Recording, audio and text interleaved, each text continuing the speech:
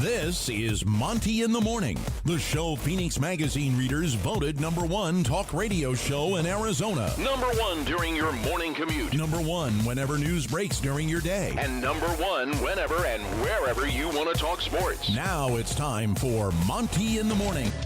Hey, yo, man, it is the Monty Show. Good Monday to you. A crazy weekend in sports, including BYU losing again. How much blame does Kalani Sitaki deserve for the failings at BYU? The Big 12 got a TV deal? Yeah, how about that? If you're the Pac-12, are you terrified right now? We'll talk all about that. We have inside details on how the Big 12 was able to get that deal done so fast. We'll deliver those to you. And, of course, yeah, the Utah Jazz won again. Are the Utah Jazz the best story in the NBA? I don't know how you say they're not. What would even be close to a better story? Maybe Bojan Bogdanovic's contract. Maybe Rudy Gobert thriving in Minneapolis. Maybe Donovan Mitchell winning the MVP. Who knows? The Monty Show is presented by the Advocates, UtahAdvocates.com.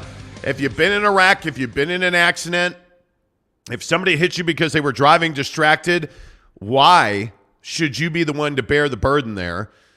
Why are you trusting your insurance company? Why don't you have somebody fighting for you? Why haven't you gone to UtahAdvocates.com and chatted with them on their website live? You can do that right now, UtahAdvocates.com. It wasn't your fault you got in that accident, and you deserve an advocate. Good Monday to you. Jake, anything interesting happened in your life over the weekend? Not particularly. We were in Boise all weekend. Well, you one thing did happen. What's that? You did share your sickness with me, apparently. Is that so? Yeah, I believe so. Thanks for that, Dick. Anyway, what's the biggest story in Utah sports right now? If you had to just pick one, what is the biggest story, do you think? I mean, I think people are most excited about the Jazz. That's what I think, everyone wants to talk about. That's what I think the talk of the town is, that they're winning and, they're not tanking. And it's just, nice to have a positive, situation with the Jazz, I guess, when everyone thought it was going to be negative. Yeah, I've gotten so much heat over people saying, oh, the Jazz aren't tanking. And half the other people are like, the Jazz are tanking. And I still see Jazz fans so upset that they are winning games because I think Jazz fans wanted the suck and they had embraced the suck. And then all of a sudden, there isn't so much suck to embrace, and all of a sudden, people can't be happy, right? Yeah. Well, as we tell you on this show, the Jazz are not tanking. Certainly not tanking. And I do believe that the Utah Jazz are the best story in the NBA. And I don't know, if you look across the league, I don't know that it's even close. The disaster that is the Lakers, the disaster that is the Brooklyn Nets, what's going on with the Golden State Warriors who lost again yesterday. Like, if you look at what's right in the NBA, how are the Utah Jazz not on top of that list? Yeah, I think, the Utah Jazz are just overachieving, and I think that, there's this conversation raging about Will Hardy versus Quin, and, the differences between last year's team and this year's team, and why this year's team is having success early on here. And I think, yeah, I agree. I don't think that there's, another story in the league right now that kind of tops what the Jazz are doing. I think, Bogey getting paid was nice to see. I mean, Clay doesn't play last night, and the Pistons get a nice little win there. So that was a fun game to watch. But I think for Jazz fans particularly, as far as stories in the league, I think watching Donovan do what he's doing for the Cleveland Cavaliers is probably for a lot of Jazz fans not great. But I think there's also a good chunk of Jazz fans that are enjoying it. I think I think because the Jazz are good right now and they're winning games and they're having success, that it's a little bit easier to accept that Donovan Mitchell is frankly off to an MVP caliber start. There's no way around that. He's in the MVP conversation. He's certainly doing what you had said he was going to do all summer, which was average 30 points a game. I think he had 38 and 12 last night, I believe was his final stat line. So, yeah, I think the Jazz are the best story in the NBA But I think for Jazz fans, they look around the league and they say, what could have been with Donovan? Why did we give Bogey away so easily? And now he's gotten paid again. So I think you're just working through these different scenarios around the league. And by the way, is it lost on anybody that the Lakers finally got a win last night? So, yeah, I think that's where you're at right now as a fan. Well, and I also think there were a lot of people the other night talking about how Ja Morant didn't play, and I don't care if he played. You can't take away Malik Beasley's three. I think this team is built to win. I think it's built to win now. And I think you're seeing that they can go any direction you want them to. Let's say that they lose 8 out of 10 and fall out of contention. You can trade guys. You have pieces on this team that you would happily trade. I just don't think you're limited in any way, shape, or form based on anything you want to do. And I think you just follow the direction of this club. But again, I think it feels really good when you're winning the way that they're winning. It feels really good to be a Jazz fan right now. And I'm glad that we can say that on a regular basis, because I don't know that we've been able to say that the last 2 years, even though this was a team that people believed was a championship contender. Some people, we did not, but some people believe this team was a championship contender. I don't think it felt great to be a Jazz fan against the Dallas Mavericks. I think now it feels really good to be a Jazz fan. And you feel like you're doing the right things. You're playing good basketball. I do think it's hysterical, though, that people are trying to say that Will Hardy's already a better coach than Quin Snyder. After, 7 games or whatever it's been? Come on now. I think you have to guard yourself from getting too high as well, because Will Hardy's not a better coach than Quin Snyder. And Will Hardy simply is just inexperienced at this point. He's learning on the job. Is he doing a really nice job? Well, yeah, of course he is. Team's playing well, energetic. They seem to really like him and play for him. He's doing everything you want him to do. That doesn't make him a better coach than Quin Snyder. And I think it's really easy to go too far with that. Yeah, 100%. I think that, little things like Jordan Clarkson passing the ball the way he is right now, is what gets Jazz fans kind of riled up about Will Hardy. And I also think that because of how negative last year's team was, I think that also plays into the Will Hardy thing. But I have to agree, you're 7 games in, and I think the best way to say it is these 7 games couldn't have gone better. You're 5-2. You're feeling good about yourself. I think this team. I think they're capable. You start to kind of put dots together, and you're like, maybe this team is capable of being a 500 team. Which is somewhere in that high 30s, area. You know what I mean? High 30s. I still am reserving myself from breaking the 40-win threshold, because I think that every team has their 10-game slide. Every team loses 15-17. That happens every year. But I think this Jazz team, no matter what happens, is going to have a successful season if they don't go and make huge trades at the deadline. If this is the team we have all year, I think this is probably what you're going to get. Yeah, I think, though, there are some definite things you have to clean up. I don't think there's any doubt that, the pass to win the game be damned. Jordan Clarkson's got to be a better basketball player. If Jordan Clarkson's going to be your starting 2, he's got to pass more, and he's got to stop with the crazy turnovers. I mean, obviously you're going to have to figure out your bench rotation even a little more. Other than that, the effort's been unbelievable. But the one thing that won't go away on this team is those 2 trades, Bojan Bogdanovic and Donovan Mitchell, that you mentioned. Yeah. Man, I like looking at Bojan Bogdanovic. He got a big extension, 2 years from Detroit. He got paid. You feel like you kind of gave him away. And I don't know, man. I know Ja Morant's probably, if it was today, would be the MVP. Right. Donnie's got to be close. Are the Knicks not kicking themselves for not making the Donovan Mitchell trade? You look at the way Don is playing right now. How are you, as a Jazz fan, you got to hate it. But as a Knick fan, you got to really hate it. Yeah. Because now I think you feel like if you are Leon Rose, you probably regret not making that deal. Donnie, please. Yeah, I mean, on some level, I think that you're sitting here saying, okay, if I could add Donovan and Jalen Brunson in my backcourt, I think that's obviously a dynamic duo, and I think it's really interesting watching Donovan play with these younger guys. Like, I think it's a very energetic team, and I really wish that Donovan would have embraced this whole driving kick thing that he has seemingly figured out at a much higher level. Yes. Like, he did it as a Jazz man, but like at the same time, I feel like now he's doing it just at a much higher level. The way the passes are getting to guys, like it's almost as if it's just that he trusts guys more. And I know that sounds so simple and so just straightforward and cut and dry, but he's making these skip passes across the court from, the strong side elbow to the weak side corner, where it's like, dude, like, where was that before? Because I can tell you right now, I didn't see a lot of that when you were wearing a Jazz uniform, and it's great that Dean Wade is having the start of the season of his life because Donovan Mitchell is spoon feeding him wide open threes. Well, look at Kevin Love last night. Yeah. I watched pretty much every minute of that game.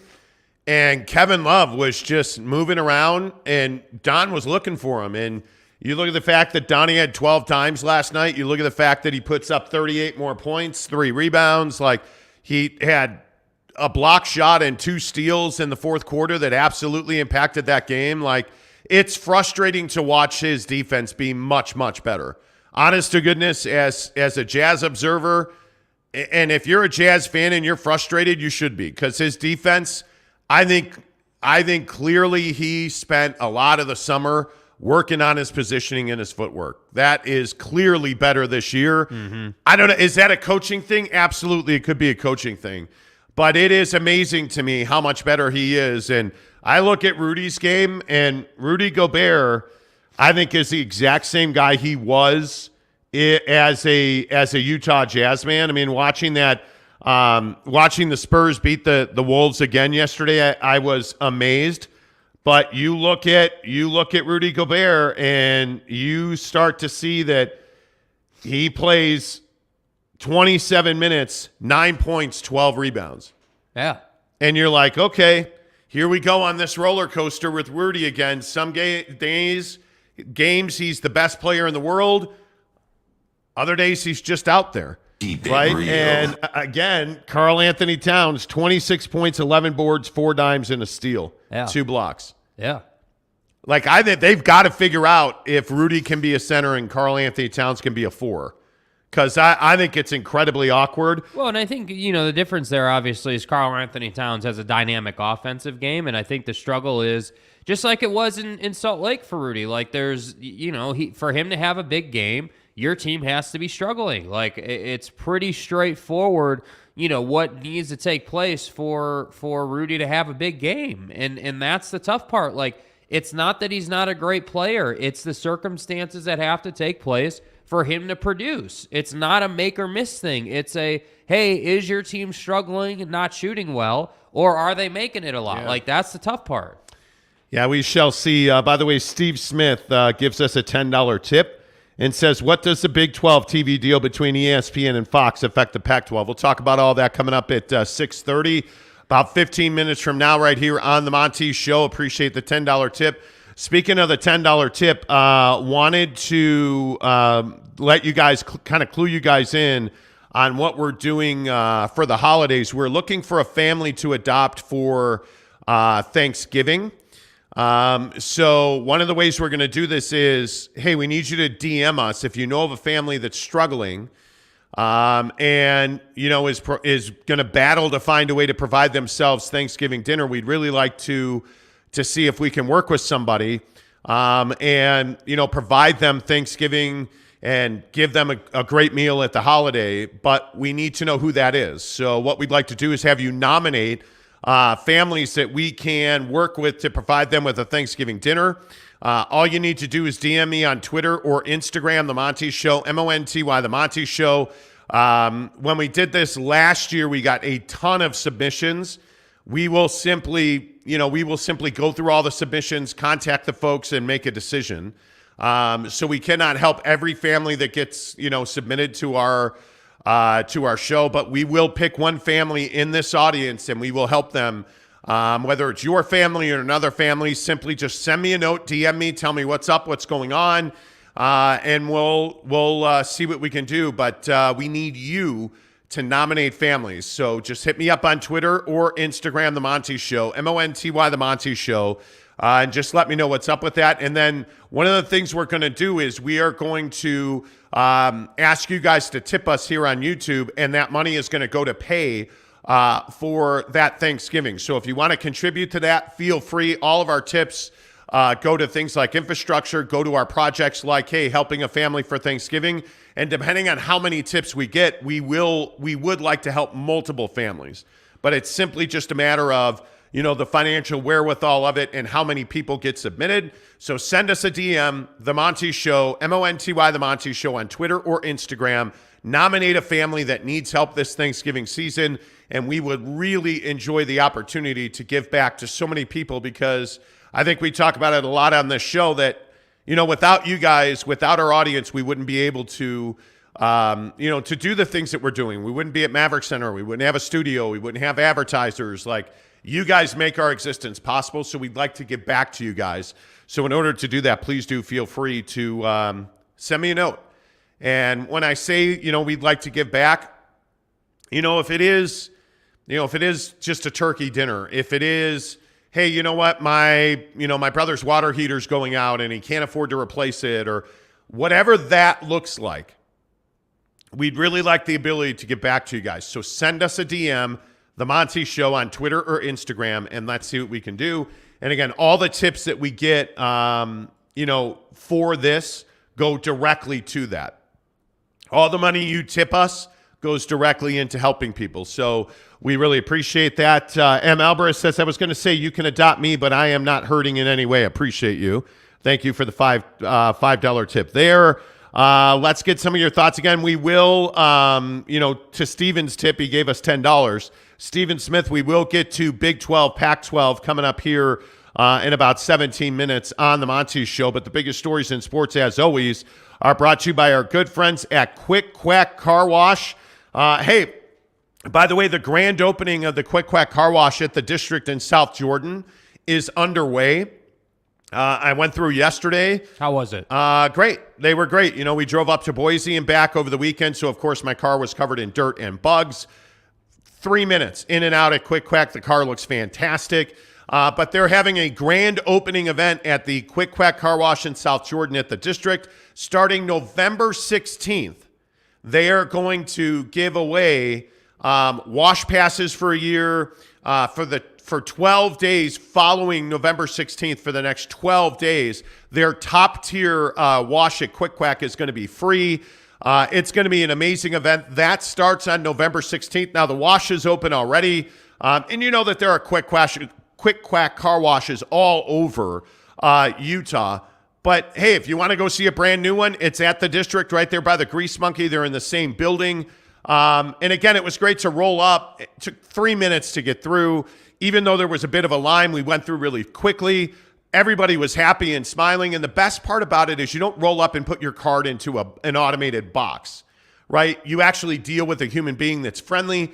They're nice. They explain, hey, the difference between the different levels of washes. Like, it's really just a great experience at Quack Car Wash. And I think the biggest stories in sports this morning, certainly the Jazz winning again over Memphis. They play Memphis tonight again, by the way. Interesting that Memphis is a 3.5-point favorite in that game. The number's 234. I would guess Ja Morant will play. He's had a non-COVID illness that kept him out of the lineup on Saturday. I would guess Ja would play tonight. Yeah. And maybe that makes it a different story. I don't know. But I still think they're one of the best stories in the entire NBA, Jake. Yeah, and I think that, Ja Morant aside, like, I think, again, they can only play who's in front of them. And yeah, I mean, I would guess that Ja does play, tonight. And I would guess that's why they have, that 3.5-point favorite leaning to them. But, look, I think that I think that regardless of who the Jazz are playing, I think the cool thing is that you're seeing sort of the path they're on. And and what they're doing with that. Because I want to keep saying I think it would have been easy for this team to tank. I think it would have been easy to, just kind of go through it and kind of gift wrap it like, hey, we're doing the best we can and we suck, and that's kind of where we're at right now. But it very much feels like they're actually trying to win these games, and they're definitely working as hard as they can. I think everyone can agree with that. So it's just, I don't know how there's anything else that's a more positive story than what the Jazz are right now. All right, let's get your thoughts in here. 10 minutes from now, we'll get into the Big 12 TV deal. We do have really good information on that. We'll share that with you coming up at 6:30. Tanner Plummer says, guys, good morning. Happy Halloween. Not a single trick-or-treater last night. It's tonight. I bet it's going to go off tonight. I was very happy there wasn't a single trick-or-treater. Mike Chase says, morning, fellas. Halloween, the Jazz. Happy Halloween. The Jazz look good. What do you think of the Big 12 media deal? So you're saying everybody wants to talk about the Big 12 media deal. We debated this before the show, and somebody said, no, we're leading with the Jazz. He's just a hack. Good decision, Jake. Salty Drunk says, morning, guys. Have a great show. Like, with Salty Drunk, what's the story? You're not being salty now. Well, Are you there's a trying to warm-up be period. like... There's a warm-up period for him. His saltiness has to grow as the show goes on. Okay. Mark Hale says, happy Monday. Kenai Johnson, top of the morning, fellas. Hashtag take note. Tanner Plummer says, is it just me or is Mont's voice lower? I don't know. I went through puberty like 40 years ago, so I think I'm probably good. M. Alvarez says, morning, boys. How about those tanking Utah Jazz? Mm-hmm. I don't know how else to say it. They're not tanking. Like, if one more person on Twitter hits me with the tank note hashtag, I'm telling you, they're not tanking. We've been saying that since July. Yeah. This team is not a team that's built to tank. BB, good morning to you, friend. He says, I'm excited, but the problem is that we're not good enough to win a title, but we're not bad enough to get a top 5 or 10 player in the draft. I still think we need to trade the vets and lose. I just don't think that's what Danny Ainge is here for. I think he realizes that you have almost no chance to get VW. And not Scoot Henderson. I mean, even if you lose every game, you still have very little chance of ending up there. Yeah, 100%. So Kyle J says, good morning, fellas. I wish we could have seen Donnie's play under Will Hardy. Me too. Me too. Tanner Plummer says, so that explains why Mont's voice is lower. He's a little under the weather. Not yet. Not yet. Brandon Whiteside says, best story would be a tank. Why, though? Yeah. Why do you want the Jazz to lose games intentionally? Why? Why do you want them to lose games? I've never understood this premise. You're hoping and praying that you win the lottery, and you have very little chance to win the lottery. Like almost none. Yeah. So why do you want them to tank? I don't get it. Because if you're not getting VW or Scoot, what's the point? Yeah. There is a lot of talent no matter where they end up in the first round. And my guess is they'll be a mid-first round team. They're going to get a good player. They're going to get a player that's going to make them better. Danny's got a pretty good draft history. Why do you want them to tank? And by the way, they can trade up in the draft too. Yeah, I don't know. Strange Cloud says BYU sucks. Okay. Thank you for that contribution. Long Gone Days says Jazz is a weird team, but it's working. It is, and they are. You're exactly right. I think that's exactly right. Yeah. They are an odd team. Brandon says not tanking is an awful strategy. Okay. You have to explain that. Thamer says, is the Laurie hate still going strong with you two? Who doesn't like Laurie Markkinen? Yeah, what are you talking about? I don't know I don't know that on this show we've ever hated Laurie Markkinen.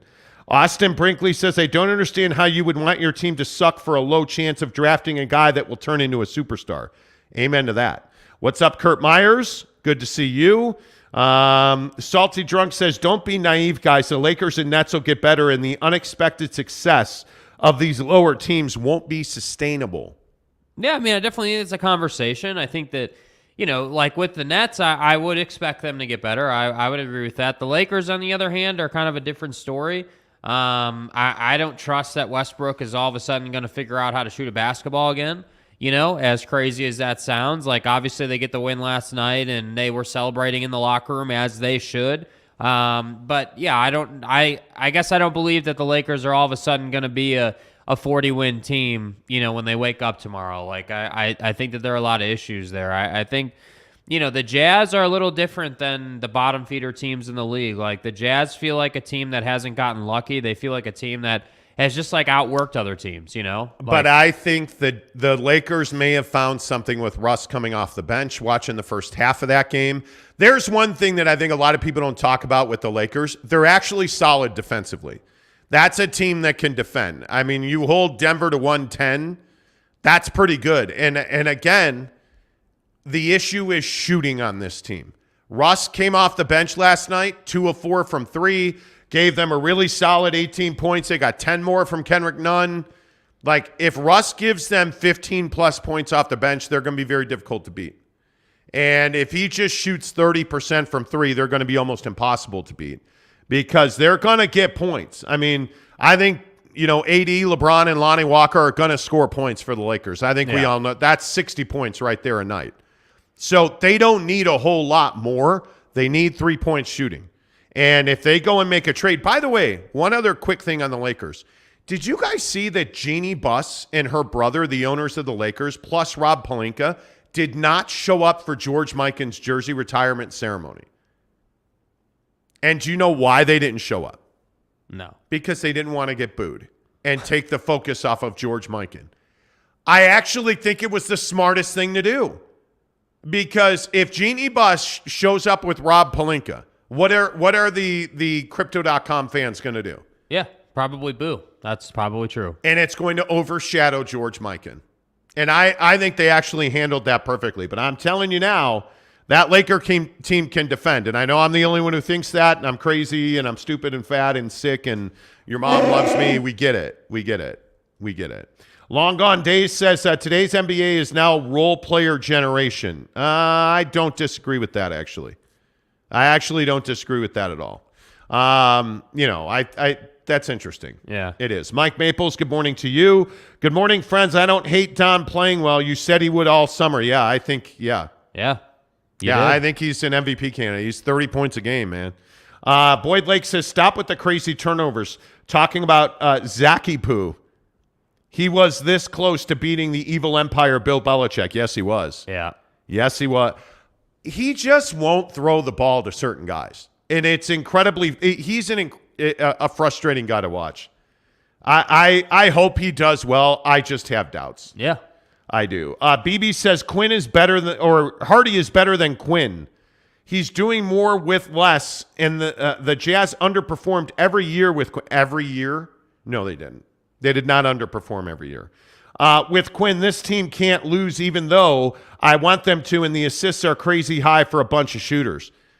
I think what you're seeing is you're seeing a group of guys that are, I don't know, is malcontent strong? It probably is. But you're seeing a group of guys that were cast off from other teams. Uh-huh. They show up in Salt Lake City, a guy like Lauri Markkanen, who plays at an incredibly high level. And he's on a team where he doesn't have to be the guy. And I think what you have is a bunch of B and C players with the Jazz playing together and elevating all of their games. That's what I think you have here. I mean, you look at Kelly Olynyk, he is a scrub on most other teams. Right. But they don't require him to do anything.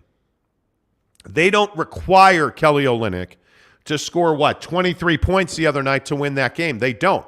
But what did he do? He had a huge 3 down the stretch to help them win that game. You look at Malik Beasley. Malik Beasley, 4 of 6 from 3. That's his job. Yeah. He's doing his job. Can he play linebacker and tackle?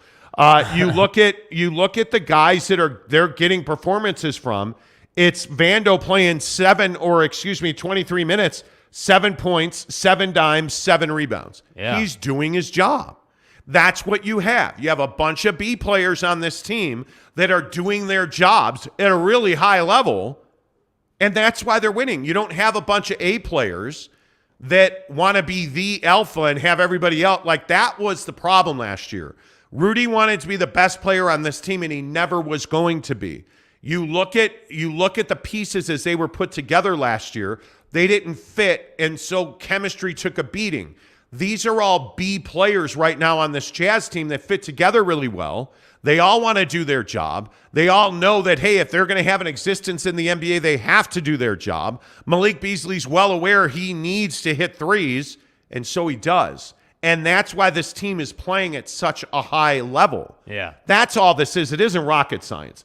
It truly is not. All right, more of your thoughts on the Jazz coming up. As, by the way, the Jazz tonight are actually 3.5-point dog, but look at the number on that game, 234. Yeah. 234.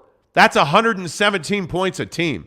So you're seeing a lot. The over-unders in the NBA this year are significantly higher than I remember them being. Yeah, it's a lot of track meets. It's a lot of up and down, a lot of easy buckets. Are you surprised the Jazz are getting that kind of love from Vegas? I mean, I think, yes and no. Like I feel like, love from the standpoint of they're not a bigger dog.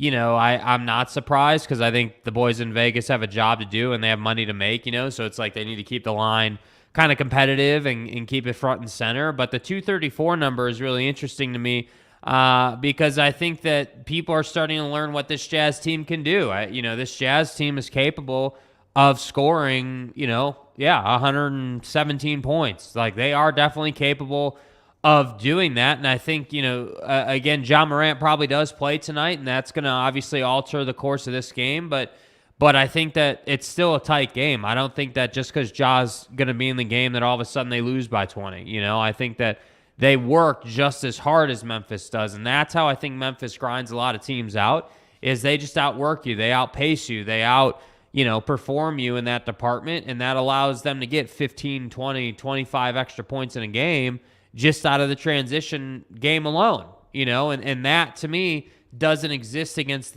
this Jazz team because they work so hard. So yeah, I mean, I'm not surprised that they're getting, the Jazz are getting respect from the boys in Vegas. I think they've earned that respect. They've earned the respect of saying, yeah, this team is going to work hard and do their thing, Yep. Yeah, absolutely right. All right, let's switch gears here on the Monty Show, presented by the Advocates, UtahAdvocates.com, and get to the news that apparently everybody thinks is the biggest story in sports this morning, and that is the extension of the Big 12 TV deal with ESPN and Fox. And there's a couple of things that I think are really important here to point out. This is a significant extension, and the bigger deal is that it could be as much as $50 million per school per season when all of the rights deals are signed. Now, the other thing to remember here that's really important is this deal is not signed yet. This deal is not official yet. The negotiation portion of this agreement, as I am told, as it was explained to me by sources in the TV industry, is that the money and the TV end of it has been agreed to. The process now is the schools have to sign their grant of rights with the conference. And how this process works, and this is really important to understand, the grant of rights is not signed with ESPN.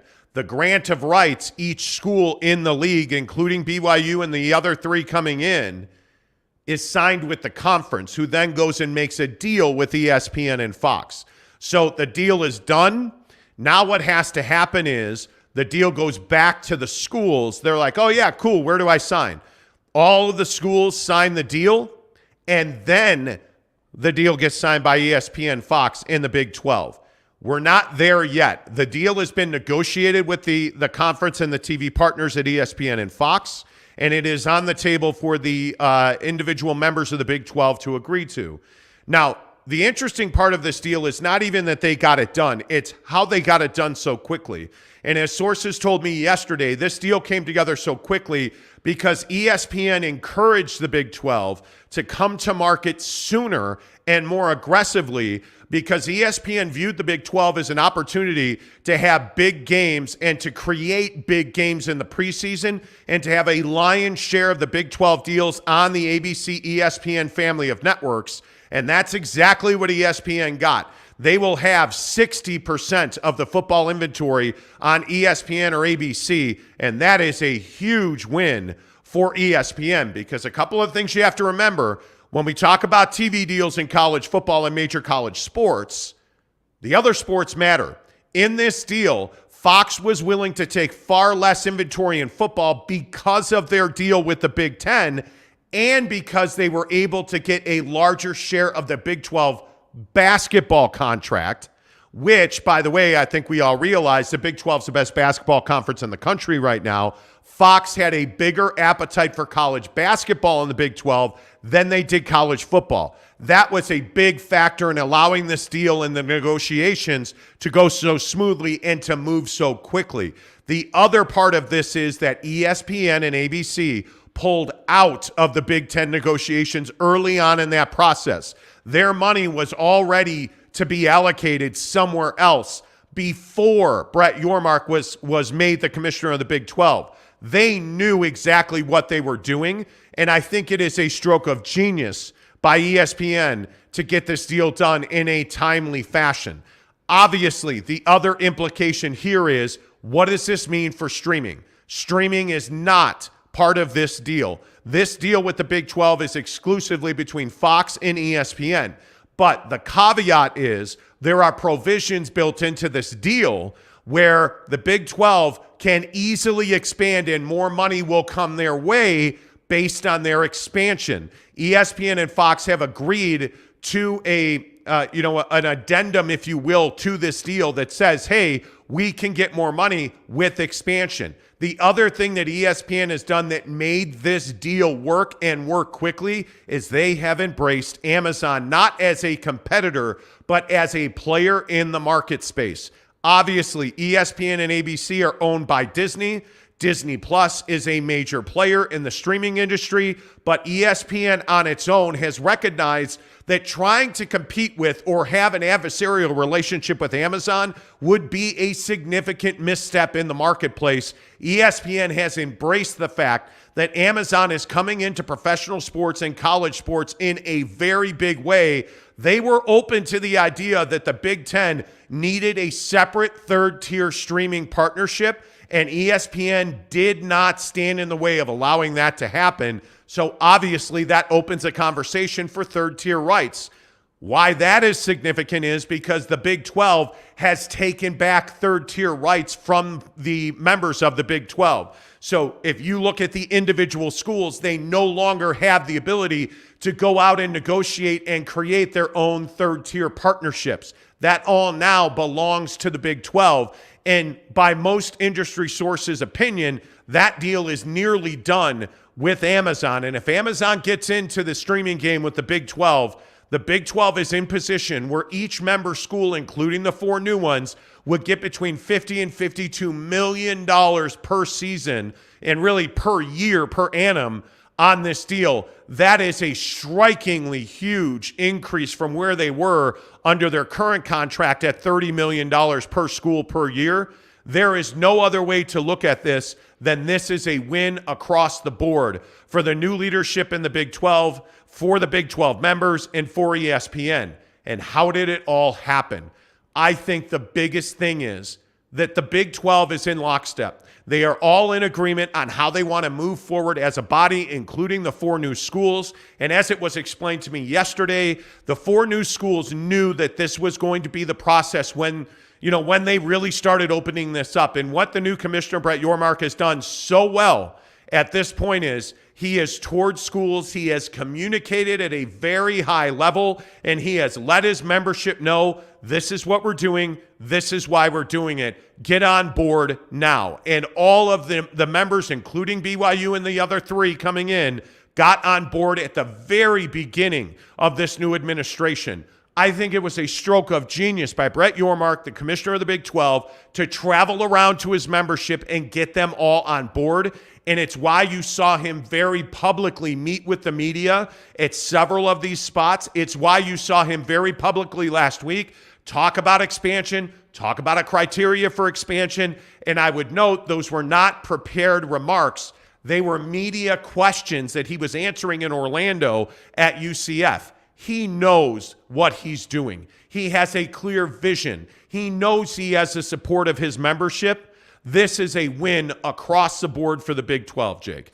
Yeah, absolutely. I think that, this is a shining example of what, media relations and media packages and distribution deals should be. I think that obviously, like you said, it's not, signed, sealed, and delivered yet, but obviously they're on track to do that. And I think that, it does beg the question of, where the Pac-12 is going, because I think that's the next logical question. Assuming that this deal gets done and everything gets worked out and everything's happy in the Big 12, it begs a question like where the Pac-12 is going, because obviously you can see how efficient the process can be when you have a commissioner in your mark who knows what he's doing and is able to lead the conference and basically shepherd the conference into a new media deal that pays every school $20 million more than you are already getting paid. So that to me is the next question. Like, hey, what is the Pac-12 going to do to get something like this done? Because $30 million a year for schools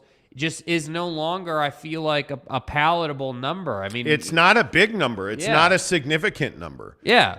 And I agree with you. And I think when you look at the implications that this has on the Pac-12, I think there are some real problems here for the Pac-12, because this again goes back to tacticians. Brett Yormark is a tactician.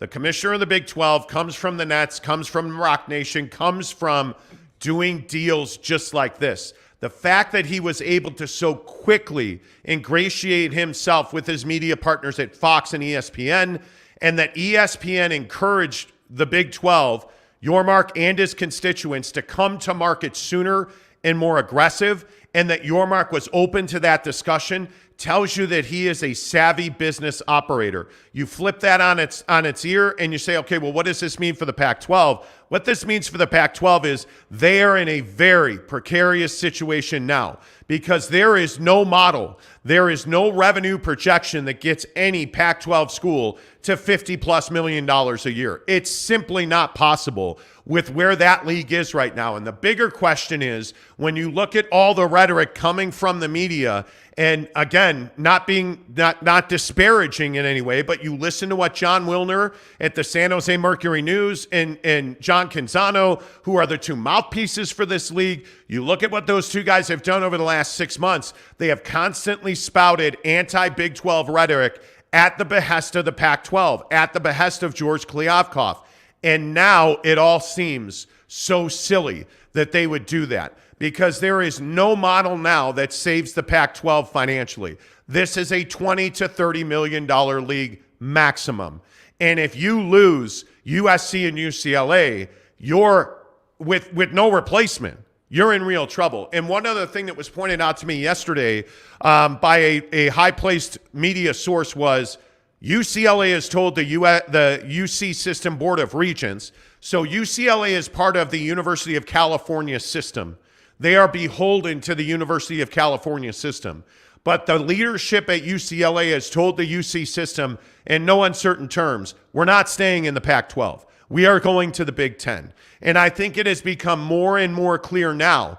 The reason that you have not seen the Big Ten act is because they were waiting for this shoe to fall. And I think now they have real leverage over Oregon, Washington, Cal, and Stanford to join the Big Ten as members, which really would decimate any hope for future existence of the Pac-12. Now, all of that is conjecture and opinion by people, because until it happens, until ink is on paper, there's nothing to really talk about. But it makes perfect financial sense for those 4 Pac-12 schools to join the Big Ten. In order for that to happen, though, the Big Ten is going to have kind of a dual negotiation going on with Amazon and those 4 schools, because they need each other. I think Amazon is reticent to join the Big Ten now and then have to come back and renegotiate, because it's just not smart business, would be my guess. I think what you're looking at here is Amazon now is in the catbird seat.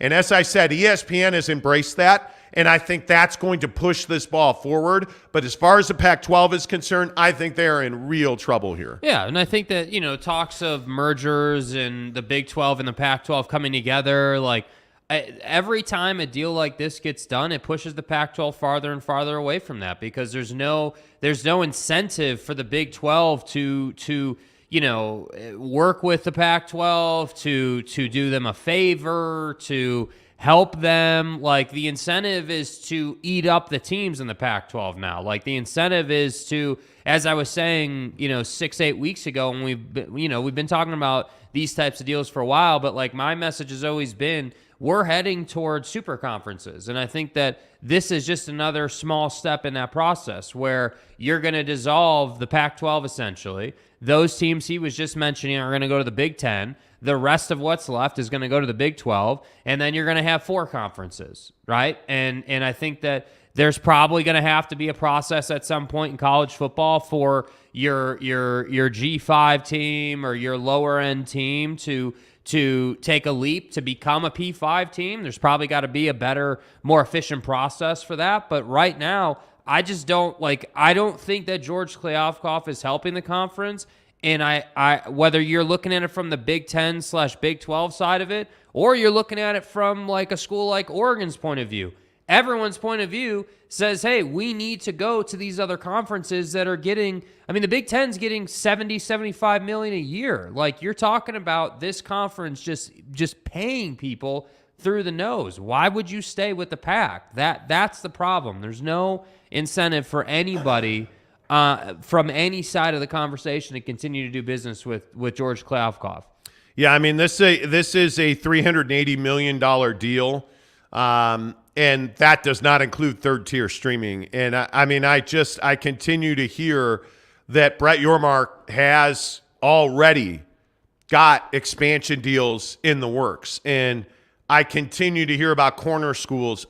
I just don't know that that's available to him now. But I don't see how you don't make the invitation. I certainly think that, the next time I hear about San Diego State will not be the last time. What makes a lot of sense when you're talking about 4 time zones is I think there's only 2 schools in California right now that are viable candidates to join the Big 12, because I do not think Stanford and Cal are that. I think those are Big 10 schools. They've got that written all over them. It makes too much sense. I think San Diego State and Fresno State are the only 2 teams in the Pacific time zone in California right now that make a lot of sense for the Big 12. To me, San Diego State gives you Southern California. That makes a lot of sense. But I also know that the Mountain West is out on contract negotiations as well, and they are looking to grow their footprint, and I think they would really like to add Oregon State and Washington State. I don't know that happens, but if it does, I think that's a game changer for the Mountain West. But if you're the Big 12, I think really it's Fresno State and San Diego State, and I really think it's San Diego State because you need the population of Southern California. Mm-hmm. And I think that's the only way to get it. But, I don't know how you get that. I really don't. Mike says, I've heard all these rumors for the last 6 weeks that Amazon is going to buy the Pac-12 network. Are those true? Mike, I appreciate the note. I don't see that anybody is buying the Pac-12 network. The problem is that it's highly dysfunctional. It's got carriage problems. Buying the Pac-12 network for Amazon makes 0 sense. What is the gain there? They don't get carried anywhere. Amazon is not trying to grow a cable network. Amazon is not trying to get rights to something. Amazon could have a deal today with the Pac-12 if they wanted to. There would be no reason for the Pac-12 to be in business at the Pac-12 network with Amazon. It just doesn't, in today's current marketplace, it just doesn't make a lot of sense. What makes a lot of sense is for Amazon to partner on a third-tier stream, wholly streaming, with the Big 12, with the Big 10, with the Pac-12 should it survive. That's what makes sense. It doesn't make sense for Amazon to buy the Pac-12.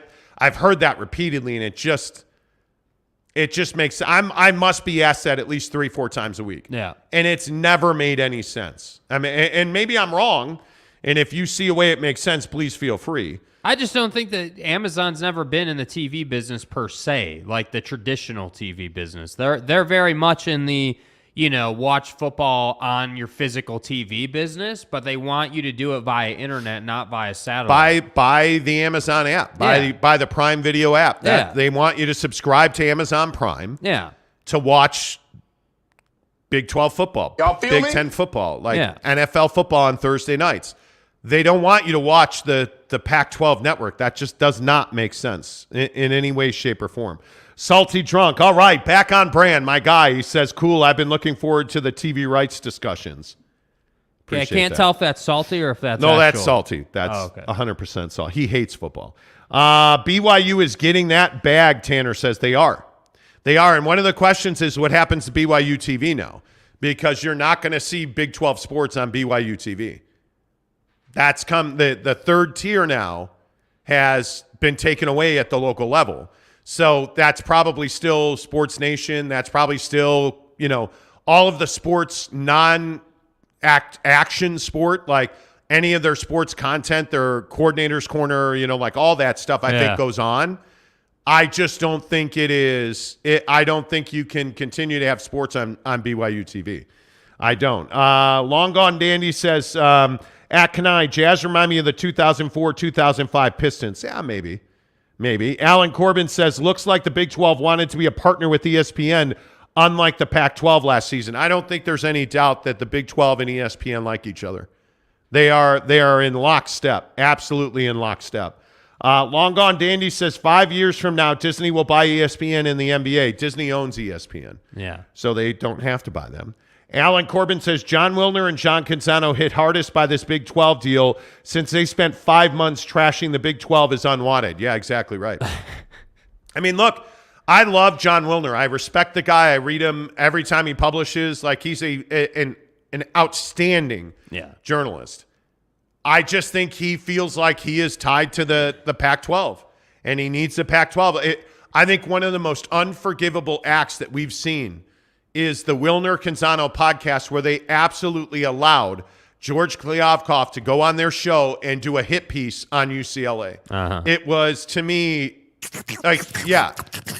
obviously, but it to me was a huge mistake. You cannot do that. And I think the trouble is they have great information. It's just how that information is delivered and the way they go about it that's an issue. Yeah, I don't know. Boyd Lake says Texas was the exception with the Longhorn Network. No, what Longhorn Network? What? The exception to what?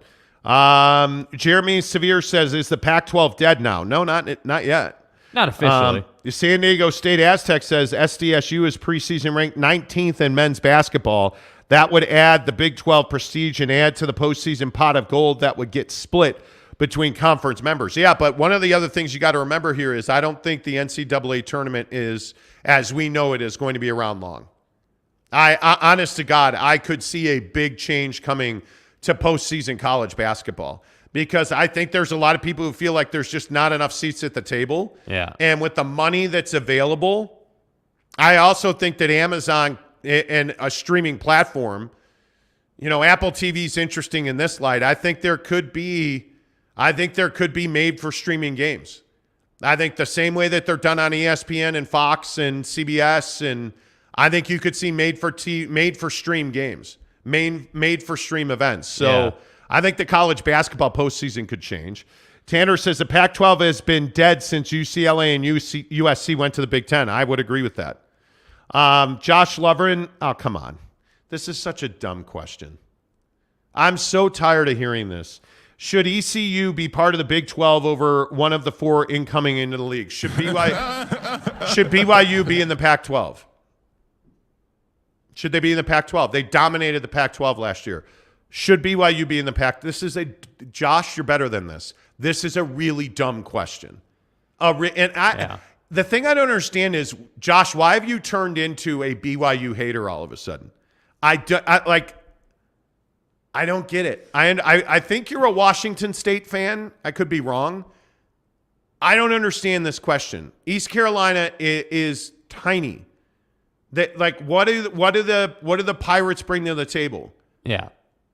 Winning football games has almost nothing to do with joining a conference. And that's what I think people don't understand. It's a business thing. It's not necessarily obviously winning helps, and I think winning. Winning's never a bad thing. Obviously it'd be ideal if BYU, was 10-1 and, had some ridiculous season heading into a new conference, but they're not. But at the same time, they still have an ESPN contract. They still have a huge following. They're still bringing 1 million people to the tube every week. There's no getting away from that. And that, I think, is what like that's what I think, the BYU, and I don't know if Josh is a hater. I agree with you. Like, you have been negative on BYU totally, but like for the BYU hater community, like that's what you're not going to be able to get away from, is that BYU does put out. They make you money. Like, like whether and I could almost make a case, honestly, that when they're losing, they're just as relevant as when they're winning. Like when BYU loses, like they're just as much of a talking point as when they're winning. The BYU fan base, with all due respect, is very much toxic when the team is losing.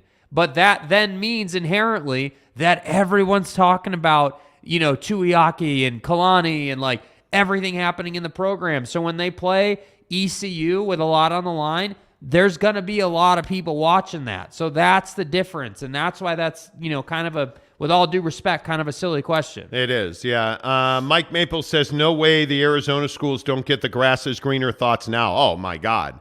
How are you not? Listen, the truth about the Pac-12 is they were in position to dominate. Yeah. And their unwillingness to embrace tech, their unwillingness to do a deal with DirecTV, their inability to operate, I don't know what's the right way to say it, a sound business model, it absolutely crippled them. I look at the smaller schools in that conference, all of these schools that spent significant money upgrading their facilities and their TV and radio capabilities, and none of that money was ever realized. None of it. And it is absolutely a death knell to schools that made major infrastructure upgrades because they were told the Pac-12 network was going to be this windfall of money. And it has lost money every single year. And it's largely because of mismanagement. It never had to happen. And then we're going to wonder why there's only ever one or two schools in the college football playoff from the Pac-12. Yeah.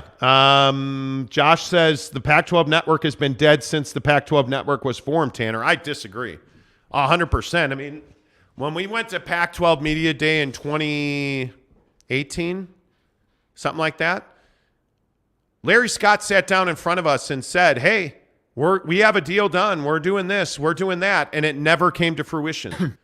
Even in 2018, had you done a deal, and there was a lot of talk about YouTube TV and Google, that they were going to partner on a stream deal. If you'd have done that, Larry Scott would still be the commissioner, and we wouldn't be having the discussion we're having now. That's right, T. But you didn't. And now here we are. The Pac-12 network was not dead on arrival. No. I don't understand. Again, something I hear all the time, it was doomed to fail. No, it was not doomed to fail. It was actually the exact right thing to do. But you haven't provided programming. You continue to call yourself the Conference of Champions. You keep doing math on the back of envelopes. George Kliavkoff was supposed to be this revelation and this replacement, and the guy has been nothing but a blowhard. All he's done is run his mouth about UCLA, when frankly what you need to do is stop talking and start doing. Yeah. Why is UCLA leaving the conference? Because they're broke, dude. Look at schools like Oregon State and Washington State. They're broke, man. Like UC Berkeley, Cal, their athletic budget is insolvent. They're in debt for a decade on athletics because they went and refurbished Memorial Stadium in Berkeley because they were told they were getting a cash windfall that never came. Now all you're doing is trying to keep that going, because this is what you've always done. It's funny, we were driving to work today talking about doing hard better. It's the Carol Lawson thing, do hard better. And the Pac-12 just can't seem to get on board with that. And the Big 12 embraced the suck. When Oklahoma and Texas said, hey, we're leaving, we're going to the SEC, did the Big 12 fold? Did the Big 12 pull out envelopes and pencils and start doing bad math? No, they didn't. They got their ducks in a row, and they realized that their commissioner, Bob Bowlesby, was a joke at the time, right? And what did he say? Oh, man, this, that. Oh, God, conference is in trouble. Oh, we're losing half. He straight up said we're losing half of our TV value. They fired him, and they brought in a guy who was like, yeah, we can get this done. And lo and behold, he's gotten it done. But what is the Pac-12 doing? They're still talking. They're still doing math on the back of envelopes, according to George Kliavkoff. It's embarrassing. It never had to happen. Yeah. If you would have just embraced the position that you're in, and this is what I cannot get, whether it's the Utah Jazz, whether it's the Pac-12, whoever, you routinely look at people that deal with adversity, and this is in your life, and this is in your business, and this is in your home. When you're dealing with adversity, the people who try to find the shortest route to the easiest path are the ones who routinely fail. It's the people who are like, yeah, this is hard. I'm walking uphill. I better breathe well. Like, embrace the suck, bro, and we will come out of this ahead. But when you don't embrace the suck, you wind up sticking with Pac-12 Network and not having a deal on DirecTV. And I'm pretty certain, I've never watched the Pac-12 Network. I don't believe I have ever one time seen a Pac-12 Network broadcast. I'm pretty sure of that. And why? Because I'm a DirecTV customer. Can't get it online. I'm not subscribing to Fubo or whatever it's called, Fubo TV. Right. I'm not doing that. Like, it's just amazing to me that the depth of absolute self-inflicted wounds in the Pac-12 is remarkable. It is truly remarkable to me. How was football at 50? It was really, really good. Really, really good. Football at 50 presented by Papa Murphy's Pizza. 10 of the hour, every hour. On the Monty Show. Make sure, hey, seriously, make sure, though, here on the Monty Show that you get your Jacko Pizza tonight because it is Halloween, and that does mean today is the last day for Jacko Pizzas. 911, what's your emergency? Something is in my house. I'm sorry, say again? I smell something delicious and I don't know what it is. Ma'am, can you describe it for me? It smells like golden crust, freshly shredded cheese, and pepperoni. Ma'am, we've traced the smell, and it's coming from inside your oven. What do you mean? It's a Papa Murphy's Jacko Pizza, and it's just $10. Ah, amazing. Papa Murphy's. Yeah, dude. Cannot wait. Thanksgiving, Christmas, Halloween. Like, it. Can you guys believe? Yeah. Here on the Monty Show, presented by the Advocates, UtahAdvocates.com. Yeah. Can you guys believe that it is Halloween and now we are headed for Thanksgiving? Yeah, dude. I mean, we're supposed to. I mean, I haven't looked at the forecast, but I would guess it's going to start snowing at some point. And winter's actually like going to show up. You know, it's actually going to do its job. Man. Yeah, I am amazed by it. Yeah, Thursday. They say we're going to get a storm on Thursday. See, so winter's here. Yeah, there you go. Winter's coming, right? Good morning to you. Welcome to the show presented by the Advocates, UtahAdvocates.com. We'll get back to Utah Jazz coming up in 30 minutes here on the show at 7:30. But just talking about a lot of different things this morning if you're tuning in. By the way, have you been in an accident? Did you get hurt at work? Have you asked yourself the question, man, do I need a lawyer? If you've asked that question, the answer is almost always yes. Get to UtahAdvocates.com. They're the best in the business. Chat with them online for free. And the best part is you never go into your pocket to pay the Utah Advocates because you do not pay the Advocates unless and until they win your case at UtahAdvocates.com. The best in the business. I've known Matt Triggs and those guys at the Advocates for 10 years.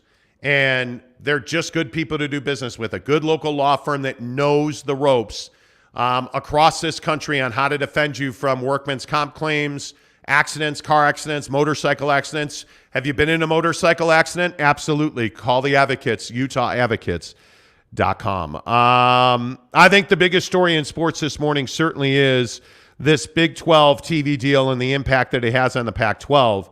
I'm just amazed how many people want to say that the Pac-12 was dead on arrival. It was not. Yeah, I don't think it was not. I don't think that it was dead on arrival. I think that, the Pac-12 and you go back to the Pac-10 days, right? Like back in the day when it was SC and Reggie and those days of the conference. And I think that conference, as we knew it then, was dominating. Obviously SC was a power, and obviously there were things, cheating, scandals, great, whatever. Fact is, they were the power conference, and I think that the problem is, like you were saying, you can only go so long, running the conference at a loss before you're going to start to suffer. And I think it's a difficult thing, and I think the what if game is a difficult game. Like I think I'm sure there are plenty of people who lead these schools in the Pac-12 who are saying, like what if we had changed commissioners sooner and we had accelerated that timeline and we had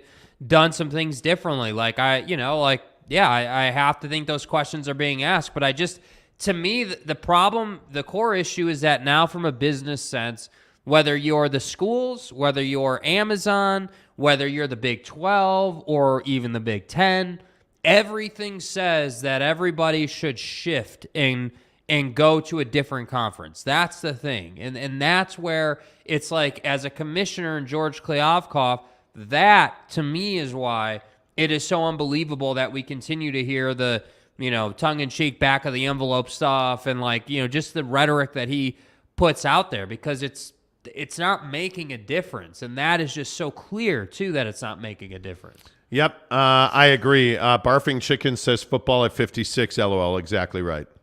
Exactly right. Exactly right. Eric and Raleigh says BYU sucks. I think that's also a big story today. I think BYU. I don't know how else you say it. BYU is embarrassing right now. I mean, and this story about, when you lose to teams the way they've lost to teams, and it's not that you lost the game. It's that you continue to make the same mistakes over and over again. And I think the real question is, how much blame does Kalani Sitaki deserve here? Because I actually think it's a significant amount of blame. I think Kalani Sitaki has mismanaged this defense horrendously over the last 2 years. And I think now it's coming back to roost. I mean, you were able to make plays last year, and now that you have younger guys that you're kind of trying to move through the program. I mean, this situation with Peyton Wilger's wife over the weekend, she voiced frustration on Instagram that Peyton Wilger, who's out currently right now with a high ankle sprain, wearing a boot, they did not have a parking pass for him. So he supposedly had to walk a mile to the stadium. And she said she could not wait to move on from BYU football. You're seeing this program come apart at the seams. And I know that a lot of media in this town won't say it, but I think you have to look at Kalani Sitaki now. And you have to say, hey, is Kalani Sitaki really the right guy to lead this program? Now, I'm telling you he is. I'm 100% Team Kalani. But you got to ask some really hard questions. And this is not just some fluke. This is not accidental. These are deliberate, self-inflicted injuries at BYU. And you have to look at things like strength and conditioning, preparation. The injuries are no longer, that's football. The injuries are a lack of preparation. I think you look at the issues with tackling, that's a lack of preparation.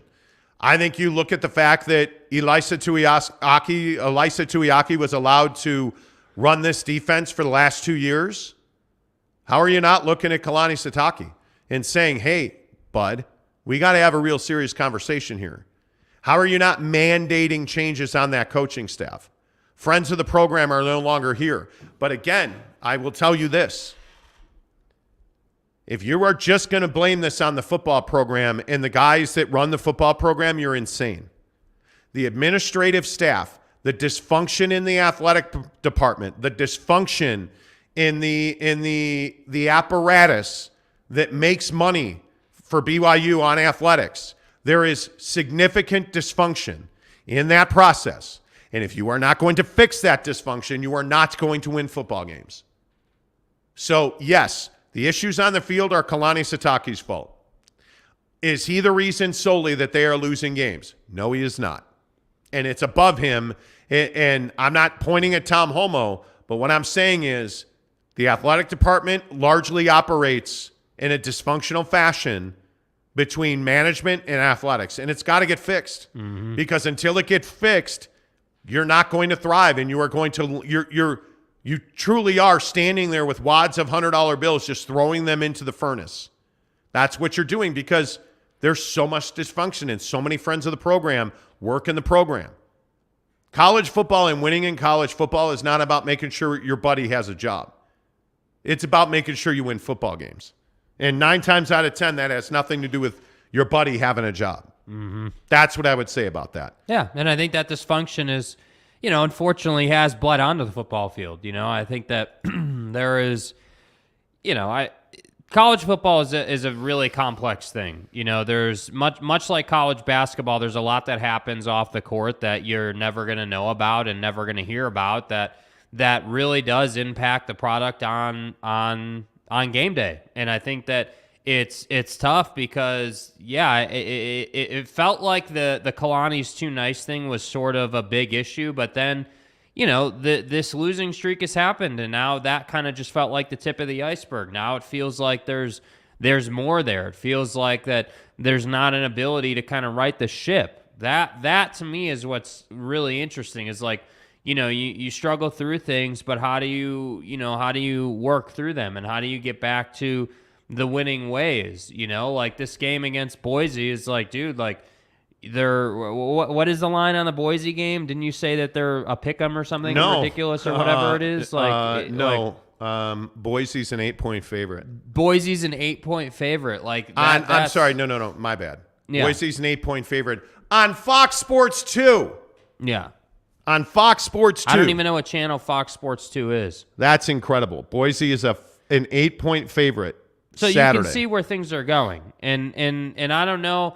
Like, I think I've always believed that it's really easy to say, hey, just fire everybody, burn the whole thing down. Like, that to me has always been the convenient route and the easy route. Like, I think that Kalani obviously works his ass off to make sure the program's in a good spot, and there are things that are challenging him, and challenging this program and this staff's ability to get things corrected. I do agree that the Tuiaki stuff, I can even a lot of weeks make a case for A-Rod that those guys, maybe there's a change needed there, but again, it needs to be said that it's easy to say there's a change needed. It's hard to find people to fill those spots, and that's why I'm saying it's not as easy at BYU as just, we'll go get someone on the street. We'll just go find someone in the coaching community and give someone a shot. That's not how it works at BYU. So to me, the program is going through it, and I think you're always going to get your haters, whether it's Lovren or Eric and Raleigh or whoever. Like, it's fine to hate on the program. It's justified. They're not good right now. You're not wrong that they suck. But I'm telling you, at some point, change and major change has to come to this program, and I'm guessing that it's going to be after the season because it's not really in the BYU culture to do it in season. Well, and I also think that your recruiting is not taking a hit to this point. It's not like you're losing recruits left and right, and I think that's a big nod to Kalani and company. But I just anybody that thinks that Kalani Sitaki is the wrong guy for this job, I think doesn't know what the job entails and doesn't know who Kalani is. I mean, I think when you look at what's going to happen into the Big 12, I think that BYU is pretty well positioned to make that jump into the Big 12. I mean, again, recruiting I think matters. But wouldn't it be a problem if Kalani Sitaki wasn't on the hot seat? You're probably going to win one more game. Because I don't think you get the nod at Boise, and I don't think you get the nod at Stanford. I don't think you deserve the right of belief or faith. But the other issue here is the media in this town is not being kind to BYU. Facts. In that they're not telling the truth. They're going to spit shine a lot of things that are happening at BYU, and I guarantee you BYU media is going to be like, oh, well, little Kevy got hurt, and that's why they lost all those games. It has nothing to do with little Kevy and everything to do with mismanagement. The season has not been well coached. The season has not been well managed. The season, play calling in games has been a real problem. The nicety that Jake always talks about has been a real problem. Situations with guys like Jaron Hall. Jaron Hall shouldn't have played against Notre Dame. He did, and they lost because of it. Come on, man. It's that simple, right? Like you're trying to do everything to be nice when you need to do everything to win, and a lot of times winning is a cold-blooded thing. It's a cold-blooded thing.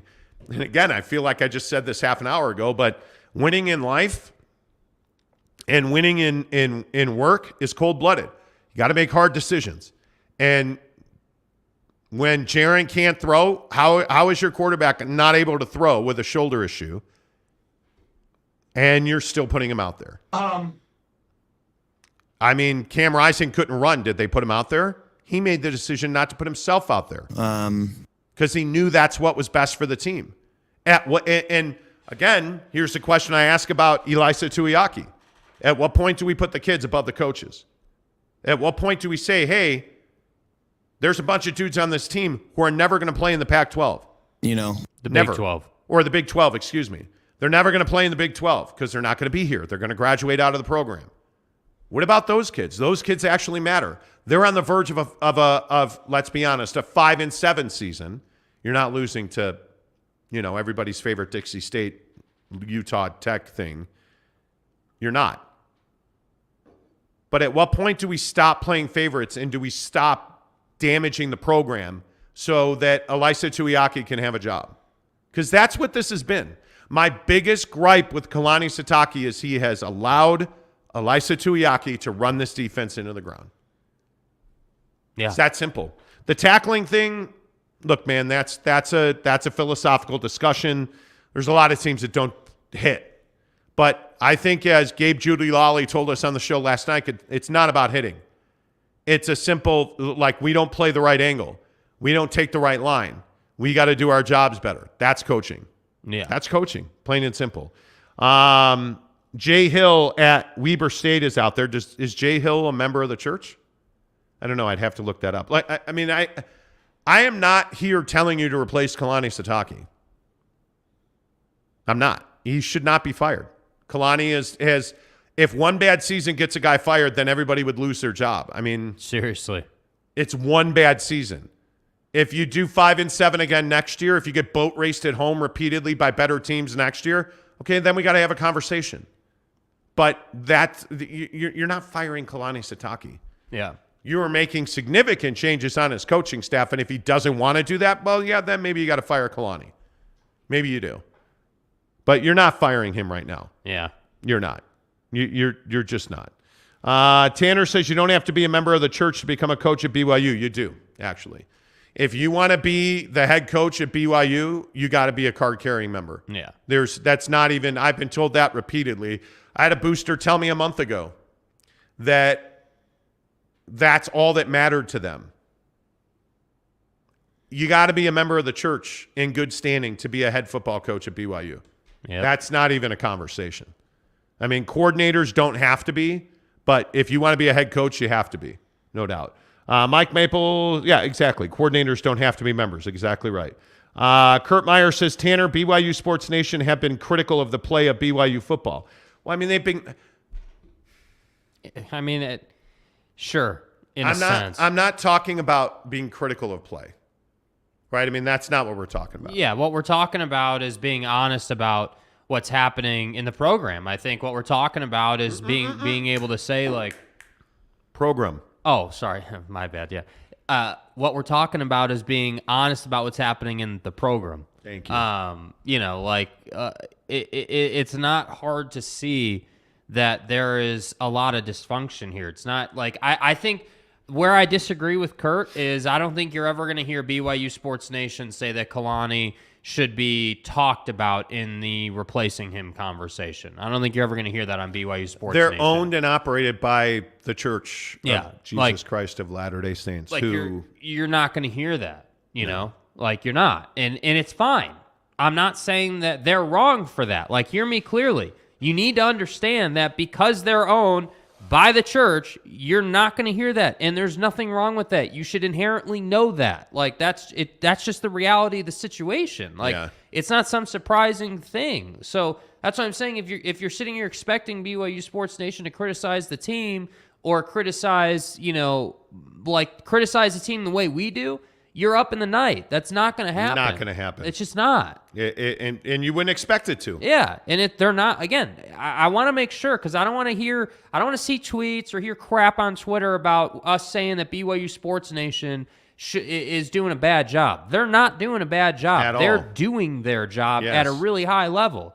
Like, so my point in this, not to get it confused, is that depending on what you're listening to, you know what kind of opinion you're going to get. If you're coming to our show, you know that we're just trying to be honest about what's happening and whatever the conversation is that we're having. The fact is, BYU has major dysfunction in the program, whether it's Dallin Holker leaving, whether it's the fact that they weren't using Isaac Rex properly, the fact that you played Jaron Hall with the shoulder, like the fact that you can't run the football, the fact that Tuiaki's still your defensive coordinator, all these issues over and over and over again. So, yeah, I do think that it's not wrong to have a conversation about Kalani, but at the same time, I also think it's very apparent that he is the guy for the job. And I think that replacing A-Rod and replacing Tuiaki is what I would do, but it's easy for me to say that, sitting here. I'm not Kalani. I don't know these guys personally. I'm allowed to be sort of cold-blooded and clean-cut about it. I think I would I think I would simply replace Tuiaki. I would probably replace Ed Lamb. I think your linebackers have played well. I mean, I don't know. We can have this conversation in January. Yeah. I mean, I think right now you need to win 6 games. Well, I think the problem is that people feel like January is now. People feel like the season's over. You know what I mean? But the season is over. Yeah. I mean, you're at a point now where you're just trying to get bowl eligible, and I think it's going to be an uphill climb. Because I'm telling you, Boise. We were just in Boise this weekend. That town is Boise crazy. That town loves them some Boise State. Yeah. And the Grove Hotel was packed with Boise alums. I mean, yeah, that place was lit, and they won handily. Yeah, and they were playing nobody. I mean, the biggest stories in sports every morning brought to you by our good friends at Quack Car Wash. Play-Doh? I have no idea. Lipstick? Apparently my car door looked like a canvas. Quack. It's my saving grace. No one else needs to know the madness of my journey. Just me. Yeah, and I'm telling you, the new Quack in the district, South Jordan, off 114th, spectacular. I was there yesterday. The guy was telling me, hey, don't forget our grand opening starts November 16th. The car wash is open now. You can go through. It's brand new. The tunnel is completely rebuilt. Bring your kids. They have these great bright red lights down by the rinse and dry. That's awesome. But starting November 16th, they're going to have all kinds of prizes, like the first 100 people that come through starting November 16th get a year's free car wash, I believe it is. How about that? They're giving away for 12 days. Their top tier car wash is going to be free. I mean, it's unbelievable what Quack does. That is the nicest car wash I've ever been to, the one at the district. But all of their locations are really nice. They were busy yesterday, and I think I was there maybe 3 to 5 minutes. The line just moves really quickly. We went to Boise, as I said, over the weekend, so I had bugs all over my car. Window was crystal clean. I love that the back of my car is as clean as the front of my car. My wheels are clean. Like, it's just a good car wash at a good price. And it goes quick. A Quack car wash. Hey, real quick, while we got you guys all here, one of the things that we're trying to do is we are trying to adopt a family for Thanksgiving. And we're going to do another initiative over Christmas as well. But here's our program, and this is what we're asking you guys to do. DM us at The Monty Show, MONTY, The Monty Show on Twitter or Instagram. Send me a DM. Nominate a family that needs help this Thanksgiving season. We want to make sure that everybody has a great Thanksgiving meal. I mean, we'd love to help 5 to 6 families, but we would like to know families that need help so we can provide for them. You guys do such an amazing job of taking care of us. You guys go to places like Quack. You go to places and use our promo code, like at Papa Murphy's, Barbecue Pit Stop, TridayTrading.com. Like, you support our sponsors. We want to give back to you guys. So if you have friends, family, neighbors, people in church, if you know people that are struggling and they need help for Thanksgiving, please DM us and nominate that family. We'd like to help as many families as possible. And how we'd like to do that is through the tip jar on this show. You know, if you watch us on YouTube every day, you can donate to the show by clicking the tip button at the bottom of the screen. All of that money from here until the end of the year will be given to support families for Thanksgiving and Christmas.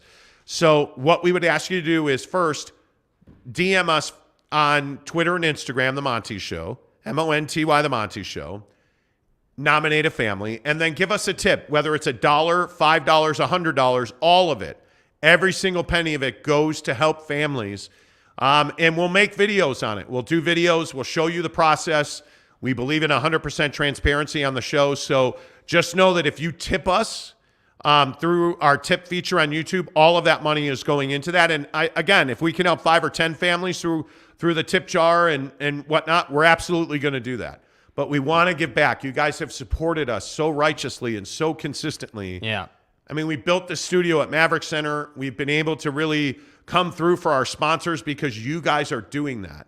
So we want to give back. So just DM us, The Monty Show, Monty, The Monty Show. Arlington Bears says, does YouTube take a cut? Not at all.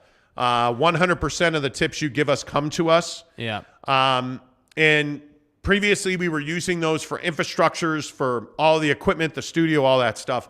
But now all of our tips from here to the end of the year are going to be given to help provide for Thanksgiving and Christmas. So no, YouTube does not get any of that money. And they do give us a total, like they give us like a dashboard that kind of tells us like all the stats and everything like that. And they give us a total. So we'll be able to sort of tally like where we're at with it. Like I think what are we at? Like $15 today, I think, or something like that. Something like that. Yeah, let me look. I can tell you. Today on the show we have $14.99. Yeah, see, so they tell us the exact numbers. So that's why we're saying that goes directly into the fund. So we're at $14.99. That's where we're at, and I think that's the beautiful thing about it. Like I think we have 1,200 views on the episode so far, whatever it is. That's if everyone donates $1, that's $1,200 that we're able to allocate to helping somebody, or helping a family, like we were saying. So that's kind of what we're trying to do. Brett Stubbs says, I miss the old set. Felt homey. I don't like the brick wall look. Seems less comfortable. A brick wall look. I mean, that's why we have it wrapped. I mean, we can, there's camera too. We can back up on this a little bit. And we can kind of show you like it's an entire wall that's wrapped. It's 100% local. You guys know we believe in being local. So all those are, obviously I don't have to tell you, Moab, the Utes, Farmington, the Grizzlies, all the sports teams are in white, all the different cities, monuments, obviously the Beehive logo. Like we really put a lot of time and effort into the design of this. I mean, I know that it's quite a different look than what we had been doing previously, but I mean, I think, we're uber local. That's what we really try to do. So I'm sorry if you don't like it. I mean, I know that it's quite a different look than what we used to have. Yeah, I like it. I love it. I think it looks great. Yeah. Tanner says, where's Real Salt Lake? I think in Sandy off of State Street, aren't they? Yeah, Rio Tinto Stadium. Rio Tinto. I could be wrong, Arlington Bears gives us $20. Thank you very much. I appreciate that. Thank you. Brett Stubbs says, I love that it's local. I just mean it looks like you were doing it from home before, which had a cool vibe. We were. But I can't remember who it was. One of the pissed off Ute fans was like, oh, you're doing it in your son's basement, you loser. Hey, guys. Well, actually, my son's a loser, so he doesn't have a basement. Right. It was in my basement. Right. Hello. Donnie, you're out of your element. Jeez.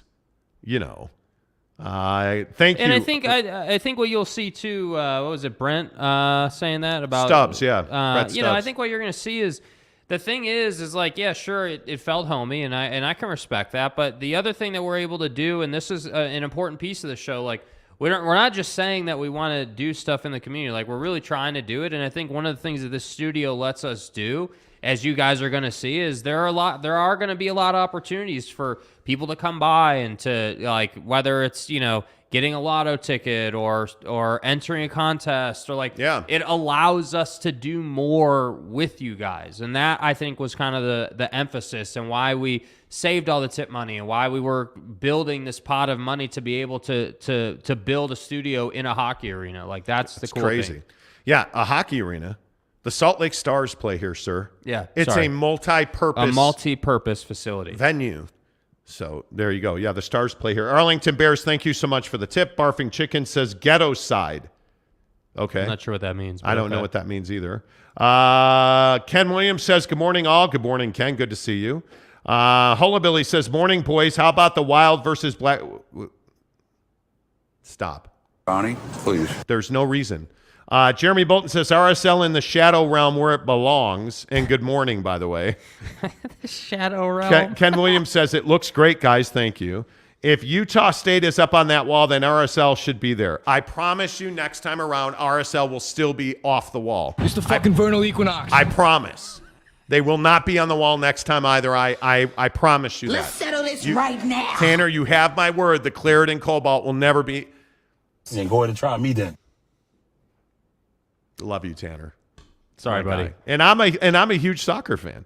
Tom Basilius says, go Utes. Jeff Johnson, hey, guys, how about them Niners with McCaffrey? Let's go. Yeah, if we had done football at 50 last hour, you would have known. Christian McCaffrey became only the 4th player ever in the entire history of the NFL to run one, throw one, and catch a touchdown. Yeah. One of the other guys to do that, the greatest player in the history of the world, Walter Payton. Yeah. It's my guy. So, yeah, Christian McCaffrey. The Rams are broken. Something's wrong. Something's wrong. BB says the Jazz should embrace the suck. I agree with that. Jazz and Memphis tonight is where that's going to go down. Memphis should have Ja Morant back tonight. They're a 3.5-point favorite. 234 is the number, 7 o'clock on some channel somewhere.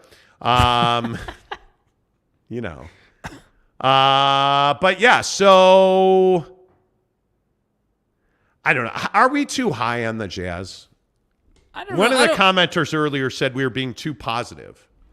Man, I mean, I don't think we're being too positive. I think that, again, they are due some positive comment. Like, yes. They're working hard. They're winning games. Like, what do you want us to say? What do you, so would you rather us roll up on the show, be like, yeah, they're 5-2 and they're overachieving expectations, but the world sucks and they should burn the organization to the ground even more than they have? Is that what you want? Like, is that what we're supposed to say? Like, yeah.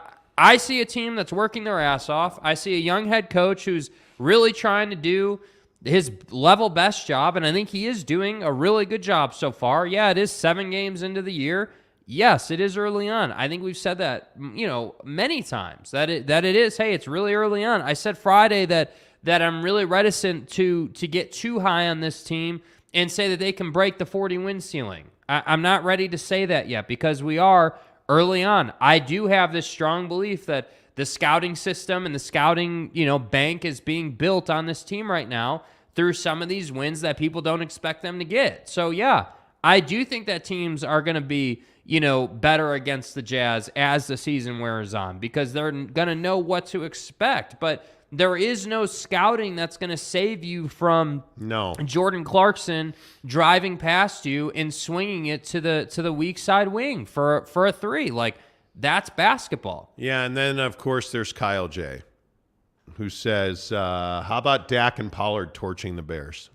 Fucking A. I mean, people, I try, right? Like, I try to be a nice guy. Well, that's not true. I like being a jerk, but hey, guys. I try to be a nice guy on this show, right? Like, I'm a Bears fan. You say hurtful things, Yeah. Yeah. And kick a person when he's down. Yeah, they did torch the Bears. Justin Fields should learn the rules of tackle football in the National Football League. Yeah, Micah Parsons wouldn't have scored that touchdown. That's not what we're about. It is what it is. Tanner says, then I will sneak into the studio in the middle of the night and paint a massive RSL on the wall. Well, you do you, Tanner. We're not paying your bail. Harong and Manoy says, watching from the Philippines. Good morning here in the Philippines. Good evening. Thank you, guys. Good luck, Jazz. Thank you. Appreciate that. BB says, I can watch Victor Wembanyama videos anymore. It makes me sad, and we're playing way too good. But again, Victor Wembanyama. Listen, the stick figure known as Victor Wamba, your mama, is not going to win you a championship. Like, I've said this repeatedly.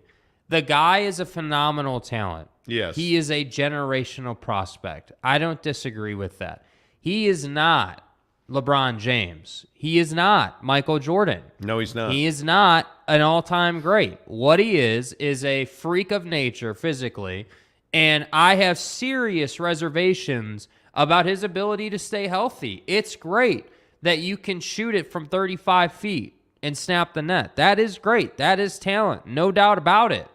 But what's not talent is a Liz Frank injury that he's inevitably going to get. What's not talent is the joint issues that he's inevitably going to have being as tall as he is. Like, there's no, it's physics. Like, it's not like, I'm not hating on the kid. It's legitimately physics that, like, it's not conjecture. So that's what I'm saying. Like, I know, BB, that you're someone who believes they should tank. I know that you're someone who believes that they should lose every game possible and try to get their 14% chance to get VW. I'm telling you that that's bad business. That's just not where this team is at. MGTV says, how about that boy Donovan Mitchell? Yeah. And then we have that. I don't know. There was a huge debate last night on Twitter about whether or not the Jazz made a mistake in trading him. I don't think they made a mistake. I think the Knicks made a mistake. I don't think the Jazz made a mistake in trading Donnie. I don't. That's it, Skippy. I think you look at what Don has done. We knew he was going to score 30 points a game. I don't think that's any secret. I'm for real. I think we also knew that Don's really a good player. I think we all knew that's why you got the haul you got for him. Yeah, I mean, that's why you got the haul you got for him. Yeah. So I actually don't think it was some, I don't know. We'll see. I think the biggest problem is you're in limbo right now for one season. I think next year they'd love to be top 5 teams in the West. Yeah. And I think they're showing that Will Hardy, if they can play this way through the All-Star break, I think Will Hardy has shown himself to be the fantastic hire we knew he was. Yeah. And Danny we trust, right? That just is what it is. Jordan Brown says, go Utes from St. George. Jordan, what's there you up? Go. Absolutely. Tom Basilius says, go Utes, cheer Jordan. Cheers, Jordan. Yeah. How about that pig farmer Barnes getting the Utes a W? How about that? Dude. There was can we stop with Bryson Barnes is better than, Stop. Jaren Hall is a phenomenal quarterback. He is the best quarterback in Utah. With all due respect. Cam Wright. With all due respect. Jaren, in my opinion, is the most NFL-ready quarterback. With all due respect. I think he's got the best legs. I think he's got the best arm. With all due respect. Bryson Barnes, that's an amazing story. It's something Bryson will never forget. Is he ever the starter at Utah? I don't know. I guess we'll find out. But hey, it is what it is. Let's see. Tom Basilius says, Team 3 seems like it was invented at BYU's School of Awkward Business. Wow. It would help if the guys we traded were not all playing amazing. Well. Oh, and then what's his last comment there, too? The one above that. A couple up there. You're saying... he's already injured. 14% is better than 0%. Donovan traded. He is averaging 34 a game. Why? Well, I mean, yeah. See, so BB, you're frustrated. So yeah, I mean that kind of speaks and makes sense. So you're frustrated and bitter about the fact that they traded Donovan and he's performing. I understand that. I don't blame you for that. I empathize with that. At the same time, let's not be irrational here. Let's not sit here and think that Victor is going to be the saving grace to the Utah Jazz. I'm telling you, I would put money on the idea that VW doesn't last 30 games his first season. I'm telling you, like, I think the kid is going to have injury issues his first season. Rookies, generally speaking, have big-time injury problems. Lonzo went through it. Zion went through it. Devin Booker went through it. Jason Tatum had a couple of issues. Like, everyone goes through that. And I'm telling you, because the guy is 7'2", I think he is officially listed at, when you're 7'2" and, low 200 pounds, I think he's like listed officially at 203 or whatever it is. Like, that is an amazing body, but also a high-risk body. Like, there's no getting around that. I don't understand why you want to lose games and have very little chance to get VW. It still doesn't make sense for me.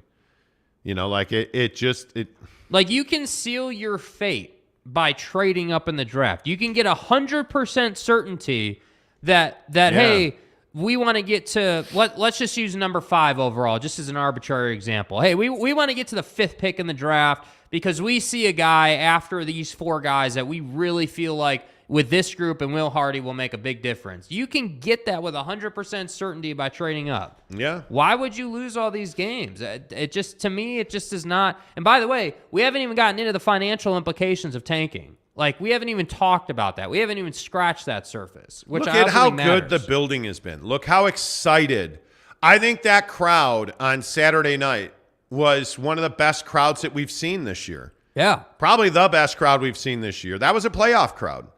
I mean, that was a really – Beasley hit that three and the roof came off that place. Like, fans are excited. Fans are engaged. The yellow uniform's amazing. I really like the yellow uniform. Yeah. Like, everybody's engaged and happy. What is there to complain about? I don't understand this want or this desire to live in misery. Like, you can't do it. There's too much good happening around this Jazz team right now to be this negative. Don't be that guy, man. Like, it's not easy to rebuild. I understand that. If you've watched this show for any modicum of time, you know I was not a fan of the Don trade. That's right, T. I would not have traded him, but you did, and now you're winning. So how can you complain about that trade? Yeah. Is he kicking ass for the Cavs? He is. The team who should be complaining is the New York Knicks. Yeah. That's a team that could be contending in the East this year if they had acquired Donovan Mitchell. They chose not to over a guy in Quentin Grimes who hasn't played a game this year yet. Yeah. I mean, it's remarkable to me that we want to find the negativity in everything. You can't do that. Yeah. This team is too good.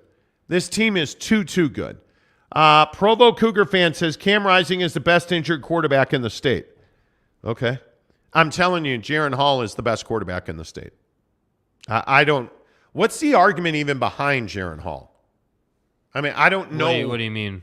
Like, what would be the argument to put Cam Rising ahead? Like, talent-wise, he's the most talented. I think the argument from the Utah side or Ute fan side is that Cam Rising, obviously came in after quarterback and took him to the Rose Bowl and, like, did a bunch of winning. And I think the problem is the conversations being had from two different perspectives, as it usually is in sports conversations. Like I'm saying, and we're saying that, Jaron Hall is the best quarterback in the state from the perspective of the NFL. Like, Jaron Hall can play NFL football. Yes. I don't have any doubts about that.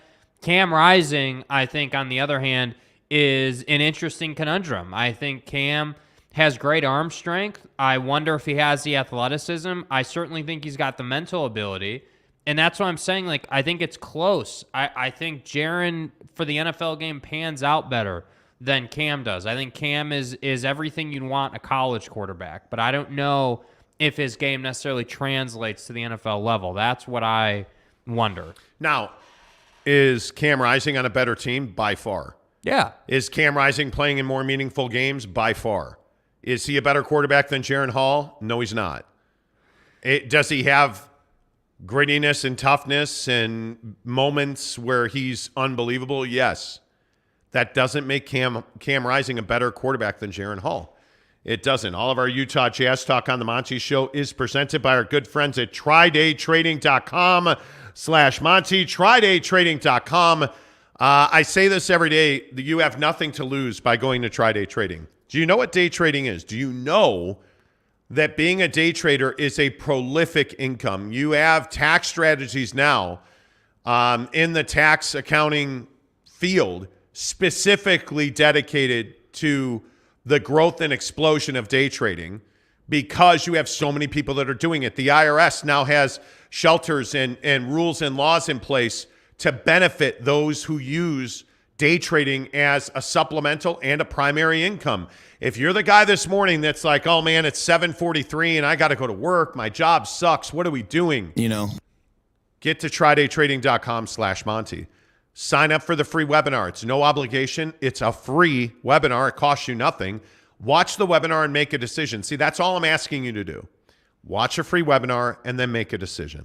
And if you decide after you watch that webinar, day trading's not for me, okay, great. But I think what you're going to see is when you watch that webinar, you're going to want more information because the folks at TryDay Trading, they're going to teach you how to day trade at a very high level. They're going to mentor you. You're going to get coaching. They're going to be partners with you. And your first trades are with their money, not your money. And if you make money trading TryDay's money, they're going to give you 50% of the profit at TryDayTrading.com/Monty. Proud sponsors of all of our Utah Jazz Talk right here on the Monty Show. TryDayTrading.com/Monty. And I'm serious. Yeah. If you hate your job and you are driving to work this morning listening to this show or working at home, hating your job, What do you have to lose? Thrive, man. Go on the vacations, own the home and the cars. Do the things you've always wanted to do by going to tridaytrading.com/Monty. All right, let's get a couple more comments in Football at 50 in 6 minutes. Macho Man Savage says BYU hit rock bottom last Friday by losing to East Clown University. Yeah, I mean, that field goal hurt. There's no doubt about it. We were watching that game and just looking at, I mean, you played better defensively. There's no doubt BYU was improved defensively, right? I don't think anybody doubts that. You still had tackling issues. And at the end of the day, it wasn't the field goal that beat you. It was the tackling that beat you. And I think Peeney played a really good game at running back. I mean, I don't love the way the play calling offensively. I really don't. I still maintain that that's my biggest gripe with A-Rod is his play calling. But, I mean, your season's lost now. I mean, your highest best result here is probably 5-7. Yeah. If we project forward, probably 5-7. You got a bye week coming up. I mean, you need that desperately. But, I mean, to me, you could easily have, and this is just my opinion again, you could easily have won probably 2 or 3 of these games, and you just didn't. And you just didn't because you didn't tackle well. And this goes back to this conversation about Kalani Sitaki. Are we really having a conversation about firing Kalani Sitaki? Because I'm here to tell you we're not. There is no conversation to be had about firing Kalani. That's just not, like, what is the point of that conversation right now? Like, do you really feel like, oh, yeah, we got to fire Kalani. That's the right thing to do. We have to do it. Do you really think firing Kalani Sitaki fixes your issue? Because replacing Kalani, I think, is going to be a huge problem. I think that's going to be very difficult to do. So talking about firing Kalani is a non-starter for me. Now, you want to make significant changes on his coaching staff? All right, let's have that conversation. Is Elisa Tuiaki on his way out? He better be. You know, is Ed Lamb on his way out? Probably. I mean, it was nice to see Jake Oldroyd actually make a kick over the weekend. But Kalani Sitaki is the exact right guy for this job. He's the exact right guy to lead you into the Big 12. So I am not here for the fire Kalani conversation. Yeah. I'm just not. Provo Cougar fan says no one to replace him with. I think there's guys to replace Kalani with. You just don't need to replace him right now. You just don't. Ken Williams says BYU is in trouble. This is all coaching. You got to do something. You have to have significant changes on his coaching staff. That much is very clear. Tom Basilius says this Utah team is Groundhog Day. Seemed like the Utes are headed through a gauntlet to the Rose Bowl. Lots of tough games left, though. Rose Bowl might get Alabama. 08 repeat would be phenomenal. Would be phenomenal. Absolutely. Boyd Lake says bad clock management didn't help. BYU save their timeouts to ice the kicker rather than keep some time to at least try and get down the field for a field goal. Well, I felt like watching that sequence, you were just never going to be in a position to get down the field. The offense, were you confident if you got the ball back with 20 seconds, 30 seconds, that you would have been able to march down the field? I was not. Yeah. I mean, I think you needed, I don't know. You know, we'll see. I mean, that's one of those philosophical things. Samoan Lot. Good morning, Mr. Lot. Sup, casuals. We miss y'all at Vaza Sunday mornings. Yeah. You know, I hurt my knee the last time I played basketball at Vaza. I don't know what I exactly did. I just hurt my knee. So we went to Hawaii for 2 weeks after that. And it's gotten better, but it's just not in a place to... It's not a place to ball out right now. Mm-hmm. Like, I got snowboarding coming up, and it's just been a grind, and it's way better now. I can say, like, it's healed. Having a hot tub at home is a life hack. We sat in the hot tub last night, and absolutely, it was amazing. It was 40 degrees out. We're in like 100-degree water. It's the greatest thing ever. But yeah, we miss playing ball. I love playing basketball. Just got to get my knee right. That's all it is. Teddy Wayman says, morning, guys. That Jazz game was awesome. If we can get tonight's game, I will be even more impressed. So will I. Oh, actually, Samuel Lott had more to say. He says, Jazz fans wanting the Jazz to tank and lose shows how weak-minded they are. The Jazz are doing it right. Strength in strength in the team is team. Go Utes. Yeah, I think you're exactly. I think the Jazz are doing it right. Yeah. I think a hundo P.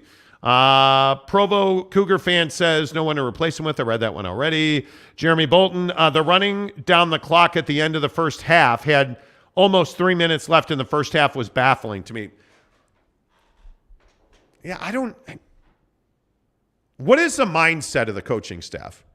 And I'm usually not what's your mindset after this loss, coach? Right. But, like, where are you, if you're anybody on this coaching staff, where are you confidence-wise with this team? I don't know how you can be high. I don't know how you can call aggressive plays or aggressive strategies. I mean, if you're Utah, it was so impressive to me that with Bryson Barnes, they were throwing the ball. I mean, there's a quarterback out there, right? Okay, we're going to throw the ball. Like, that's how you should do it. It still amazes me that A-Rod calls plays at BYU for what I feel like sometimes is a completely different offense. It drives me crazy. I just don't understand it. It doesn't drive me as crazy as missing football at 50, 10 to the hour, every hour on the Monty Show. Well done. Jake is a known hack on this show. Yeah. Missed football at 50 last hour. Right. Football at 50 presented by Papa Murphy's Pizza.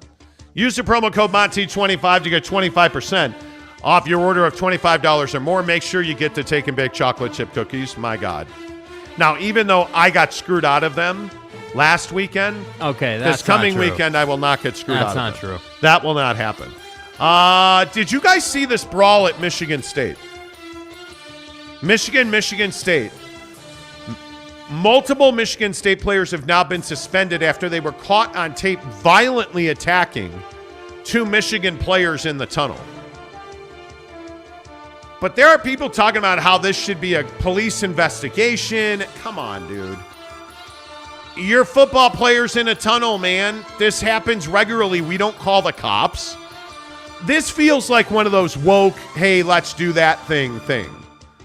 We're not calling the cops on this. The kids got suspended. I think you move on after this. Yeah, I think it's classic, Michigan State rivalry. They hate each other. We're going to beat the living hell out of a Michigan player for coming into our, tunnel or whatever. Or, it's what happens in football sometimes. And I think that whether we're talking about, Aaron Donald at practice or, Myles Garrett and Mason Rudolph, it happens in football, man. And I think that, you have these rivalries and sometimes it goes too far. That's just the truth of it. If this happened in the parking lot, we're having a different conversation. But it didn't. They were all still suited up. It happened in the tunnel. I just don't think it's something that the police need to be involved in. I think it's something that we as sports fans need to understand that it happens. This is sports. There's going to be times when people get their ass kicked in the tunnel. There's going to be times when the head coach of a team or the manager or the guy in charge takes his guy into the tunnel and chews his ass out. That is sports. I agree. Who's the best sophomore quarterback in the NFL? A lot of quarterbacks went at the top of the NFL draft last year. Trevor Lawrence, obviously. Zachy Poo. Who you got? Trevor Lawrence or Zach Wilson? Man, that's tough. I feel like Zach is growing and showing some potential. But I do? Yeah, I do. I feel like he is growing. It is taking time, and he is costing them games. There's no question about that. But I think what Trevor Lawrence went through with Urban in his first season, and now to come back, and be good, be a good quality starting quarterback in the league. I think you have to go with him. I don't agree with you at all on this. I actually think that I think Trevor Lawrence is a better quarterback than Zach Wilson. And I know this is not going to be popular, but I think Zach Wilson has largely regressed. I think he has regressed significantly. And I look at Trevor Lawrence, and I look at the way he's grown. I think Trevor Lawrence has actually gotten vastly better this year. And I think Zach Wilson continues to play hero ball. And you look at what he's like under pressure. I mean, he is erratic under pressure, which had been his hallmark. But I don't know, man. I I really worry about Zach Wilson's long-term viability in the NFL. Yeah, I think he's a backup quarterback right now. Yeah, I mean, right now he is, but I also think like this conversation around development is really interesting because I feel like the Jets, like a lot of people are saying the Jets are a quarterback away from being like a really good team, and that's this trouble. I think that's why Zach doesn't have an excuse because he's on a good team this year, and I think that. Trevor Lawrence is, like I was saying, with everything that he went through in his rookie season with Urban Meyer and that debacle, to come back and get a new head coach and a new system and, like, really bounce back, I think that's why you have to give Trevor Lawrence the nod. But I wonder, what is Zach Wilson going to be able to do to fix the under pressure thing? Because I agree, he is. I mean that ball he threw back over the middle. Come on. Yeah, I mean that's a cardinal sin in the NFL. You can't do that. But I also think he's better than a Justin Fields. I think he's better than is Zach Wilson better than Mac Jones? No, he's not. I think Mac Jones is probably better. Yeah. But I look at the guy who's probably the best quarterback in that class is probably Davis Mills. Right, of Houston. I don't know. I think that these second-year quarterbacks in the NFL, including Zachy Poo, I think it's becoming a real problem now. Because Trevor Lawrence, if he continues on this trajectory, he'll be the best guy. I don't even know that Mac Jones ever starts another game for New England. Yeah, I think it's – I mean, that's what happens when you suffer an injury and then another guy comes in. Like, I think Mac – the problem is Mac was clearly good enough to play in the NFL, but not good enough to be, like, dynamic, must-start guy. That's the problem. He's in that gray area. I think Mac Jones is good enough to be a serviceable starting quarterback. Yeah. I don't know. Am I making too much out of Zach Wilson? I think there's a real good chance he's not a starting quarterback in the NFL.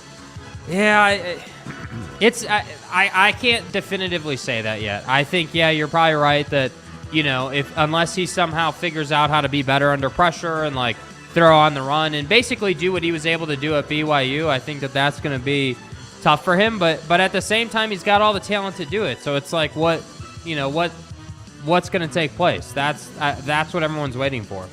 Yeah, you got to do better than 54% completion. Yeah. I mean, you got to be a 68, 70% completion guy.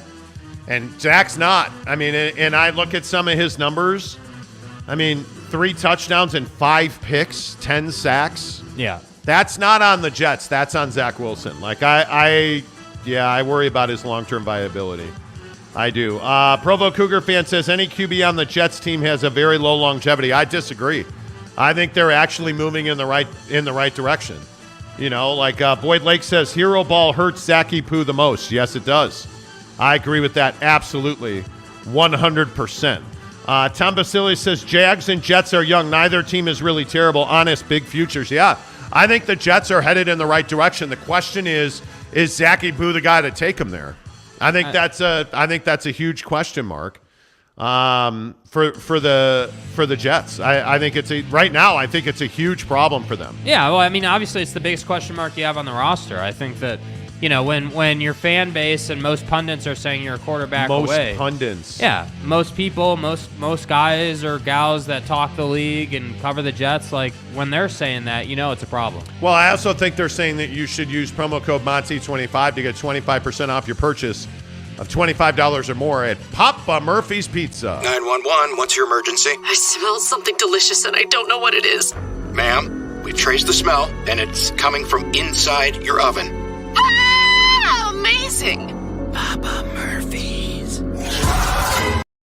There you go. 25% off your purchase of $25 or more at Papa Murphy's Pizza. Let's get you rolling here on the Monty Show, presented by our good friends at The Advocates. UtahAdvocates.com. The best injury attorneys in the business are The Advocates. UtahAdvocates.com. Again, I can just say, if you're wondering, do I need an attorney? Yeah, you need an attorney. Absolutely, no doubt about it. Get to The Advocates, UtahAdvocates.com. Chat with them for free online right now. You never pay them in advance. There are no consultation fees. There are no retainers. You talk to them. They handle your case. You get back to living your best life. at UtahAdvocates.com. I think there's no doubt the biggest story in sports this morning is this new Pac-12, Big 12 battle over TV rights, and the Big 12 certainly seems to have won this time because we found out yesterday that the Big 12, ESPN and Fox, have an agreement in term about a new TV deal. And while no TV deal is signed, there's not pen on paper. They have an agreement on the money. It's a $380 million deal that at the end of the day, when all is said and done, could be a total rights deal of $51 million per school per year. And Jake, I think this is a huge win for the Big 12. And before we get into how this happened and the minutia of that, I think the bigger story here is what does the Pac-12 do and what went wrong with the Pac-12 network? Yeah, I mean, I think the story of the Pac-12 network begins, with, 5 to 7 years ago with, Larry Scott and everything that went wrong there. Like, we go to Pac-12 Media Day, 5 years ago or whatever that was, 2018, 2017, I can't remember the exact year. And, you start to sit down with Larry Scott and you start to understand that Larry is a guy who, says all the right things, right? And puts together great thoughts and great opinions and great ideas, but then you never really get the execution and the fruits of those labors. So at Pac-12 Media Day 5 years ago, we were told that there was a DirecTV deal coming. We were told that there was a streaming deal coming, that the Pac-12 was going to get a bigger, more encompassing, large picture distribution deal. And so that was an exciting time. 5 years go by, and we have nothing. We don't have a distribution deal. We just still have the Pac-12 network. We just still have, what we have today. And I think the big issue here when big deals like this come around for other conferences like the Big 12 and the Big 10 and even ESPN with the SEC is that the Pac-12 is left in a position where there's not a whole lot new that they can do. I look at the position they're in, and I look at some of the comments that George Kliavkoff has made over the past probably, 6-8 weeks, somewhere in that timeline, and it really hammers home the message that George Kliavkoff is not somebody who is going to usher the Pac-12 into, a proper future, a future where schools like Oregon and Stanford and, maybe even your Oregon States are still in the conference. When the Mountain West is talking about, trying to pick up Oregon State and Washington State, you're in trouble. And that, to me, is the most bothersome thing. I look back and I think to the Pete Carroll and the Reggie Bush USC Pac-10 days. And while, yes, there was debauchery, yes, there was issues behind the scenes, there was cheating and scandals and $150,000 duffel bags sitting in Reggie Bush's hotel room. Like, when those type of things happen, my point is with that is that the Pac-10 at that time was really healthy. They were the best conference in the land. And now the regression because of the Pac-12 network, because of everything that you haven't done, is really sad because you have places like Los Angeles, you have places like the Bay Area and Berkeley, and you have all these amazing geographical spots that places like, with all due respect, Stillwater doesn't have, right? with all due respect, the Midwest doesn't have. And yet you're still here. Well, listen, I think when you go back over the history of the Pac-12, I think there is no doubt that Larry Scott's a huge problem in this conference. He will live in infamy because Larry Scott was the beginning, and I think he was the end. And I think George Kliavkoff didn't do a good job coming in and building what he had. I think he slow-footed things. I think the biggest difference, and now you can compare apples to apples, you have a window where the Big 12 opened negotiations, and they got a deal done. The Pac-12 opened negotiations, and they didn't get a deal done. Didn't happen. And why did it go that way? Because the Pac-12 steadfastly said, we're worth $50 million per school per year. And the answer is no, you're not. You're not. You don't have the numbers to back that up. You don't have the membership to back that up, especially once USC torpedoed you and took UCLA to the Big Ten. You were never in this game. And the bigger issue is you didn't do what Brett Yormark, the commissioner of the Big 12, did, which is go on a barnstorming tour and get your membership in lockstep. Now, you told us that's the case, but if that were the case, really, would we be hearing about Oregon and Washington and Cal and Stanford going to the Big Ten? No, we probably would not. We have not heard a substantial corroborated rumor about a Big 12 member leaving. And with all due respect to John Canzano, he's not a guy that you can believe. All due respect. Because he's a guy that has pandered and kowtowed to the Pac-12 for years now, because that's who pays his bills, right? Facts. So it makes it very difficult to believe that. You have not had one substantial corroborated rumor of a, like Texas Tech's a school we've heard all about. Why would Texas Tech leave the Big 12 to go to the Pac-12? Why? Why would you do that? They don't have a TV deal. The Big 12 does. Like, this is a very difficult situation. And I think the bigger story here is the how that this went down. You heard that Brett Yormark came into the conference and he said, we're open for business. And then all of a sudden, the next major move was not expansion. People began to question that. But what was the next major move? The next major move was the Big 12 going out for their TV rights. And what happened? Almost right away now, in a very short window in time, the Big 12 has come to an agreement in principle with ESPN and Fox Sports. Now, how did that happen? Because I'm told that ESPN encouraged the Big 12 to come to market sooner and aggressively to get a TV rights deal done. And that's exactly what they did. And I think ESPN has played a major role in the reshaping of college football TV and distribution rights. And you look at how this deal is structured, this deal is 60% Big 12 football inventory is on ESPN and ABC. And why is that? Because Fox Sports had a far larger appetite for college basketball and specifically the Big 12. And I think, from what I understand and what sources have told me, ESPN saw an opportunity, and a big one, that they liked with the Big 12. They encouraged them to come out early.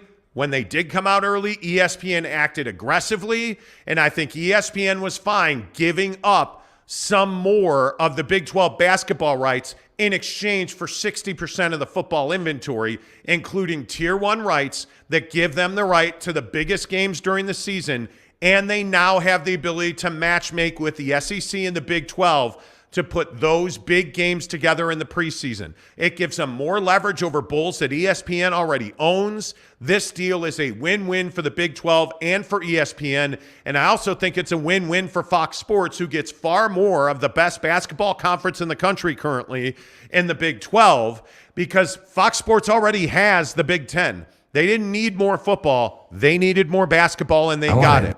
But here's the other interesting part of this. ESPN is pulling the strings in the realm of streaming. They already have ESPN Plus, but what they've done is they have changed their stance on Amazon.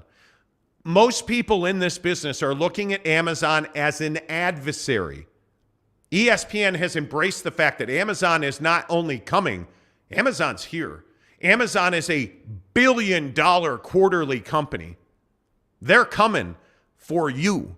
If you are not going to embrace them and you're going to compete with them, they're going to win. Because unlike ESPN, Amazon doesn't have to answer to Disney shareholders. Amazon doesn't have to answer to ABC shareholders. Amazon answers to Amazon. They fly penis-shaped rocket ships to the moon. Do you really think they should be taking Amazon lightly?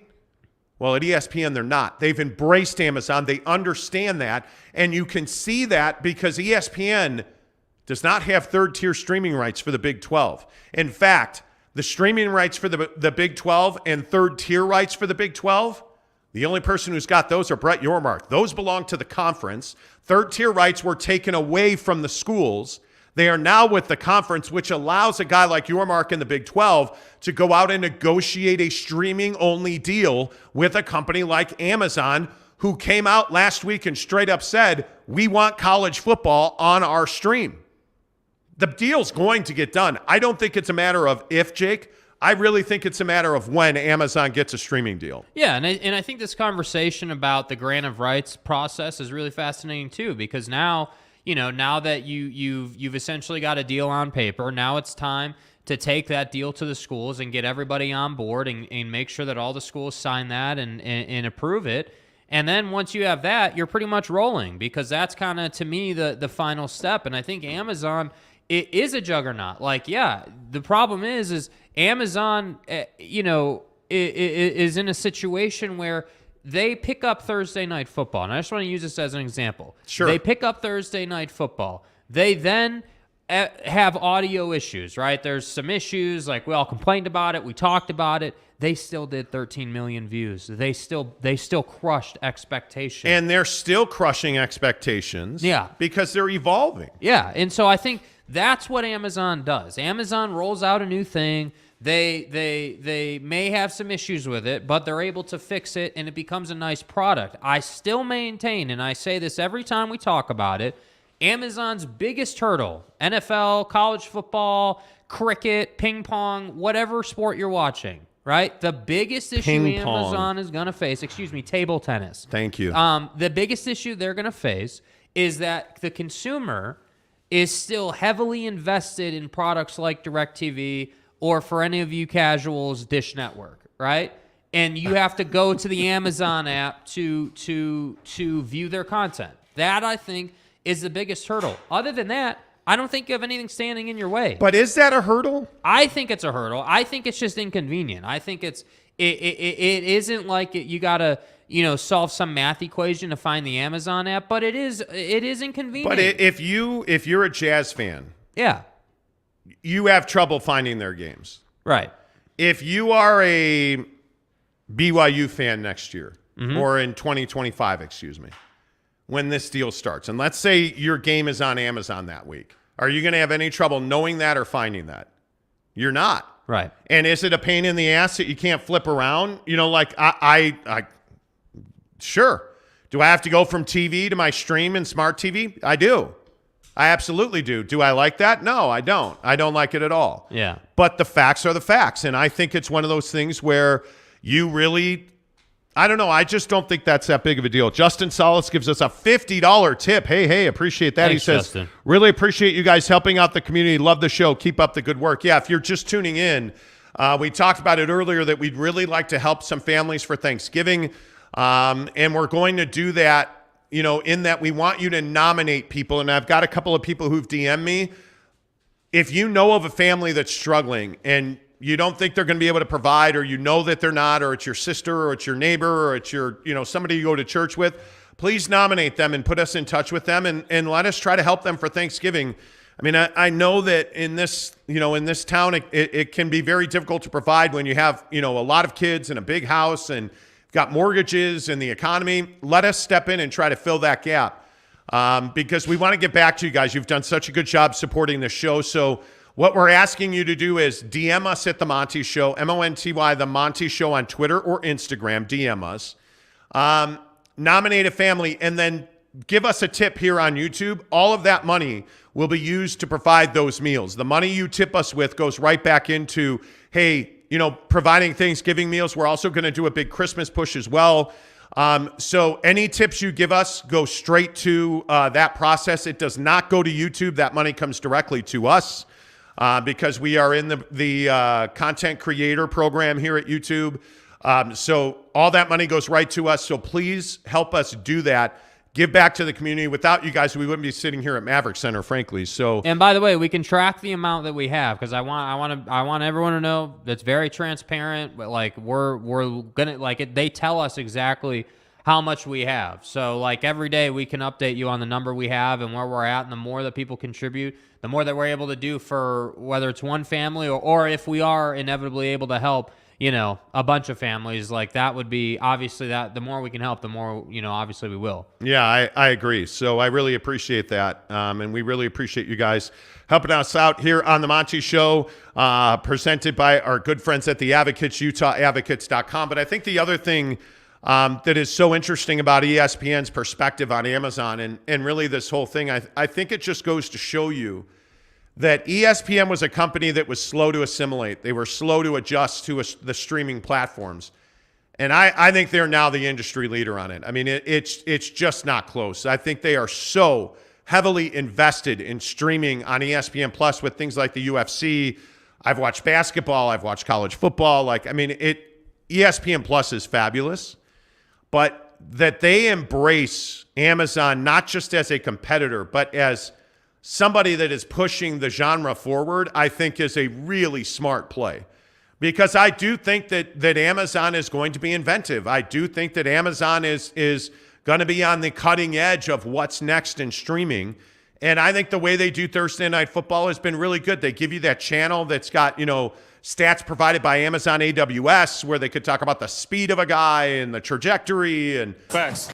I mean, it's really incredible what Amazon is doing, and they are pushing the innovation bar up and up and up and higher when it comes to sports. And I think the fact that ESPN's gotten on board with that really speaks volumes.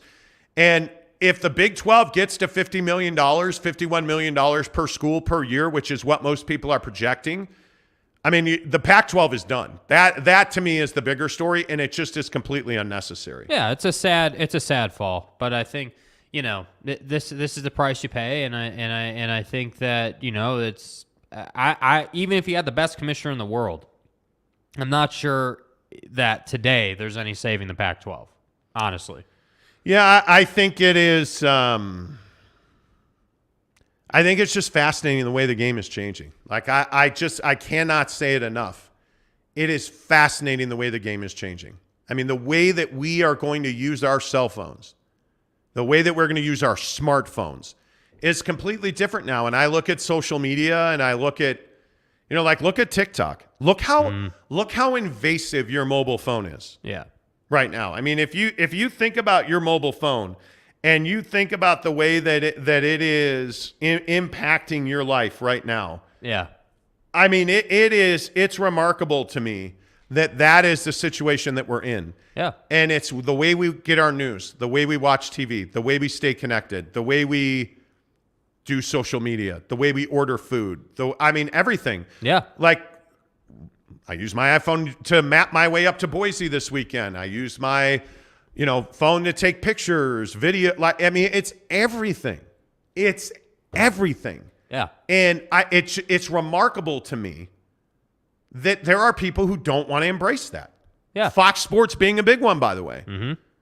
I look at the Pac-12. The Pac-12 doesn't embrace that whatsoever. The only people in our state that truly embrace that is BYU. Mm-hmm. As a sports property, everything they do is tailored for digital and mobile. And I don't understand why, if you are a professional, and let's be honest, the Utah Utes and the BYU Cougars are professional sports teams. Yeah. If you're a professional sports team in this town, you have to embrace streaming. You have to embrace the digital. You have to embrace the phone. It's the way. It's the way. It's the beginning and the end. Let's get some of your comments in here. Brett Burnett says Netflix should compete for rights so we can force Amazon into a streaming bidding war. You don't force Amazon into anything. Yeah. I look at this situation with Amazon. Amazon essentially has said, here are our numbers. Do you want to do business with us or not? That's it. Because Amazon, you don't force Amazon into doing anything. With all due respect. I mean, Amazon's head of sports content last week said, we're going to be involved in the NBA. We're going to be involved in Major League Baseball. And we're going to be involved in college football. There is no, she straight up said, there is no limit to what we can stream. Yeah. That's amazing to me. I don't, do you want to say something? Whoa. Hey, now. Go right ahead. I was trying to get in. Hi. Wow. Okay. I don't know what the camera's looking at. I don't know either. We are way out of whack on the camera today. Hello. Hey, past you. Oh, and now it totally reset. There's our sign, by the way. Hey, there's our studio. Hello. Hi. That was wacky. You hit one wrong button and it all goes to heck in a handbasket. There you are. What did you want to say? Hey, the thing about, people are saying have Netflix get in this bidding war. Amazon has invested years of putting together the ability to do a sports broadcast. Yes. Because it's not just as easy as say, hey, let's stream it on Netflix. So I think people need to understand there's no hey, Netflix, get in a bidding war. they would have needed a couple of years to build that up. And they are good at being a production studio for film and television, but they don't have the infrastructure in order to put together a live broadcast sports Totally agree. event. It's just not their deal. That's just not what they do. And Amazon has spent several years working up to that. So yeah, I think it's really surprising to me, anyways, that so many people think this is just something you do and it's super easy, and it's not super easy and it's not super cheap. It is so expensive, and I think that's why ESPN has had. I think you want to talk about somebody that's been forced.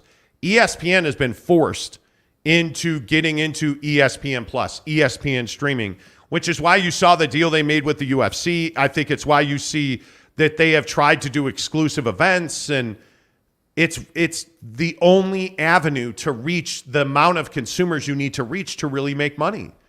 Like, I mean, if you look at, and people in the comments, tell us where you watch this. Like, are you watching this on your phone? I'm curious what you guys think, because I think if you're not on phone and tablet, you're not doing the job. Well, and I think you're not reaching the next generation. That's the biggest thing. Like, I think, we heard, and I think we still have it, Brett Yormark last week saying that, Amazon is particularly valuable in the sense that it gets to the younger generation. And that to me is what football needs to be caring about. I mean, we had, and the Tua concussion stuff was going down. One of the main points that everyone was making is like, why would parents let their young ones play football? And I think that's that next generation conversation, whether it's streaming or concussions or whatever, I think is at the forefront now with what Amazon's trying to do. Absolutely. And I think you look at this story. This is why I think this story is the biggest story in sports, man. I think that this deal with the Big 12 and Fox and ESPN is absolutely the trendsetter, because the fact, and third tier rights, which means, hey, like the lower schedule, you used to be able to see that on BYU TV, for instance, or those days are over. They're done. It's over. Like, you are now going to get the conference giving their games to the Amazons of the world. And I think it's only a matter of time before that happens. And I think, listen, when we talk about these stories, by the way, the biggest stories in sports brought to you by our good friends at Quack Car Wash. Again, get to the one at the District in South Jordan. It's brand new. It's beautiful. And starting November 16th, their top tier wash is going to be free. So make sure you go and check it out. They're open now, but their grand opening event starts on the 16th. And Mrs. Monty and I went through what they say the first 100 people. First 100 people through on the 16th will win. We'll get gift bags. Yeah. And then throughout that 2-week period, they'll be doing drawings for a full year of car washes. All kinds of great things. Yeah, I mean, get there to the Quack Car Wash in South Jordan at the District. Make sure you tell them the Monty Show sent you there. But I want to play the spite from Brett Yormark, because I do think this is really important. When you listen to the commissioner of the Big 12 last week at UCF talking about streaming. How do you look at streaming as part of the television packages you're creating? I think streaming is critically important. It's a way to reach younger consumers. But I think right now, my goal is to be on the broadest based platform possible, because we need to grow some of our emerging brands. We need to distribute the Big 12 as broadly as possible. But there's a place for that digital player. And, currently with ESPN, we have Big 12 now on ESPN Plus. And as we continue the conversations with ESPN, I know there's a commitment to glamorizing us and showcasing us in the biggest way possible on their digital platform. And you'll see that in advance of any kind of extension, because we've got 2 more years after this one on our current deal. So digital plays a key component, and it's part of the mix. Yeah, it absolutely is part of the mix. I can't believe it's really shocking to me that people still think this is some not big deal. Like which is just amazing, because I don't know how you look at this deal with the Big 12 and think this is not a big deal. I mean, he told you everything you needed to know about streaming right there. And I know that you've mentioned a couple times that you dislike that you don't have the same ability to kind of flip between games. But if they were on a similar platform, so for instance, if it's on Prime Video, it's going to be a lot easier. And that's something that they will continue to develop to make maybe a better carousel that is all sports games. So then you could easily click through. It is a little bit awkward on your smart TV, having to go out of one into the other, into another. But I think that's something that we're just going to keep continuing to see develop. And I also think that's a problem of our generation. Yeah. We got used to flipping on the remote. And now I think if you never had that, if you never got DirecTV, if you were never used to, and if what you do is here, what do we do all day? We flip out of one app and go into the other app, flip out of one app, go into the other app. And what I think is really important is what like YouTube does now, where you can have the YouTube player in the bottom of your screen or anywhere you want on your screen. It pops itself out. Right. Look at Jaron Eccles. Jaron Eccles says, I stream from my phone to my Bluetooth off my truck while I work. So thank you for doing that. Holabilly says, I listen on an iPad. Ken Williams says, phone and PC depends on what I'm doing. NY Monty fan, good morning too. He says, if I'm on the road, I watch from my phone. That's legit. Brett Burnett says the Jazz deal totally sucks. Only reason I can watch is because our HOA has that channel. Yeah, and that's the shocking thing. And from what we understand, the Jazz have a significant deal pretty well done. They have a pretty good idea of what they're trying to do. I think their deal's going to – it better be on mobile. That's all I can say. It has to be on mobile. Has to be. Yeah. There just is no other option. The Utah Jazz hit the lottery with Lauri this season. Is his coming out party?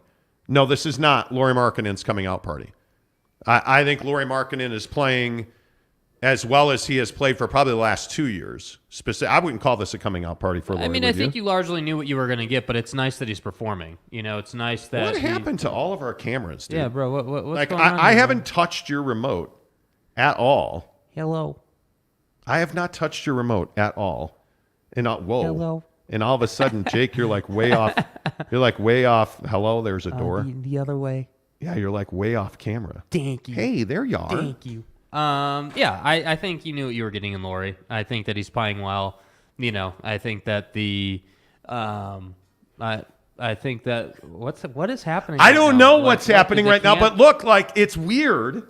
It's just odd that I don't know. We may be having a remote issue because now that Mrs. Monty's camera moved.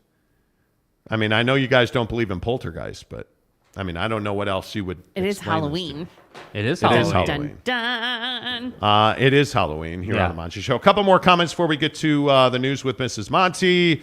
NY Monty fan says, I have NBA League Pass, or I couldn't watch Jazz games. Obviously, truth.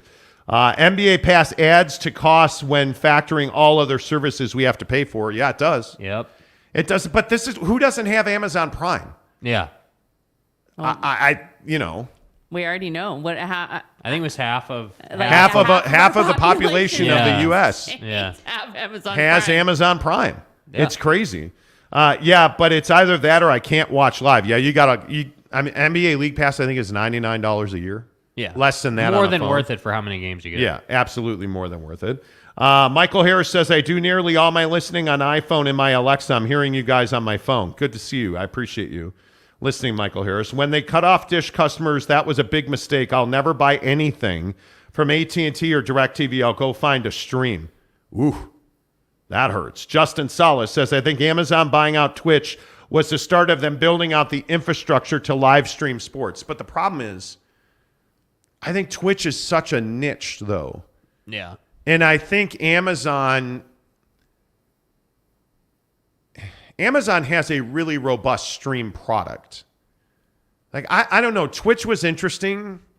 They've tried to get people to go to Twitch, and I don't think Twitch is a fully accepted platform. No. I think it's awkward for Twitch is a gamer platform. Gamer platform. Right? I think they tried to get it to pan out a little bit more, but the proof was that people were not going to go to Twitch for anything really other than gaming, watching gamers. It was too linked to to gaming. So I just think it's weird. Justin says, if you don't have Amazon Prime, just look at Jake's computer because you can get any password you want from there. Yeah, you can steal his password. Yeah. Password. That's right, T. I believe they're all password 1234. Yeah. I could be wrong. It's the welcome with a capital W and then 1 at the end. That's right. Yes. You know. That's right. Yeah. I don't know. Anyway, I want to tell you about our good friends at Barbecue Pit Stop. Make sure you find our guys at Barbecue Pit Stop, bbqpitstop.com, and any of their 5 Utah locations: Logan, Layton, Lehigh, St. George, and our good friends in Murray. They're just the best in the business. Again, I can only tell you so many times that Asado seasoning will change your life, and it will change your life. Asado seasoning is amazing. You can get that online at bbqpitstop.com, which is part of the other thing that I encourage you to do. Shop online with those guys. Talk about assimilating. Talk about getting on board. The guys at Barbecue Pit Stop absolutely are online. You can shop with them. You can even chat with them on their website, bbqpitstop.com. You leave a message and they'll answer you. If they can't do it live, they'll answer you later. Like, hey, do I need to wrap my brisket? Yeah, here's how you do it. Are you thinking about putting a turkey on the smoker? Our guy Clinton down at the Lehigh store has a video up on the Barbecue Pit Stop YouTube channel that talks all about how to smoke your chicken breast, your turkey breasts, your turkey dinners. Like, pretty amazing. Right now is the time to go there because they actually have their turkey breasts that you can buy straight out of the stores. And they will give you all the instructions on how to smoke that. And that's what we had at the watch party. They actually did 2 of those turkey breasts. And if you were there, you knew they were so moist and soft and melt in your mouth. You need to go and get one. Moist breast is always... moist. Are you a dark meat or a light meat fan for... I'm a light meat fan. You are a light meat fan? No. No, not even a question. Yeah, and I don't even eat a lot of meat. If I was going to have dark meat, it would definitely be in a pot pie. It's flavorful. It is very flavorful in a pot pie. So, dice that up, put it in your pot pie. Yeah, I think the other seasoning I would encourage you guys to ask them about is their Cosmo Wing Dust. See, like I just pulled it up on my phone. Yeah. I don't know if you guys can see that. That's their website. Like I was trying to think of the name of that wing dust. Mrs. Monty bought cauliflower this weekend. She's going to make cauliflower wings. She's going to use the wing dust. So hook it up, barbecuepitstop.com, or find them in any of their 5 Utah stores, which include Logan, Layton, Lehigh, St. George, and Salt Lake City. Make sure you tell them you heard about it on the Monty Show. It is time for the news with Mrs. Monty. Hello, Mrs. Monty. So every day now you're like a run-in like music. Do I get like my own walk-up music? Well, let's see. Hold he's on. like, let me turn this off. Thanks. Hold on. Why is that not playing now? What? The trombone is not playing. What do you mean? It's like a sad trombone. Do you hear it? Yes. I don't hear it. That's weird. Bro. I'm telling you, we got all kinds of gremlins up in this piece. Do you hear that? Yes. Yes, I hear that. Why do I not hear that in my headphones? What in the world? Yeah, I don't hear that at all. Like, that's so strange. Stop pushing it. You're going to I'm telling you, man. Like, anyway. All right, time for the news with Mrs. Monty. What's your first story today? Other things. Well, first off, happy Halloween. My favorite holiday of the year. I will be dressing up later. But to get us started, first I want to talk about one of the scariest things of Halloween, trolls. And really, actually, it's Antonio Brown trolling Tom Brady. Did we talk about Tommy and Jizzy today? We did not talk about Tommy and Jizzy today. If you did not hear Friday, their divorce went final. So, and you got to think, like, wasn't that why Thursday night he looked fucking sad? He's a bum. Like, right? Like, didn't he sit? Wasn't it after the game on Thursday when he was sitting in the locker room? Okay, so you just dropped an F-bomb on the show, which... Where is this trucker language coming from with you? We're standing around the other night. I've always had it. We're standing around the other night, and Mrs. Monty dropped a phallic reference. Like she starts talking about because of this guy that got cut by the San Antonio Spurs. Primo. Right? People, you cannot show your pee-pee to anyone that didn't ask to see it. So they cut Josh Primo from the San Antonio Spurs because Can you measure it? He asked some people to. Primo exposed himself to at least one female employee and by some accounts multiple. So he was cut by the San Antonio Spurs.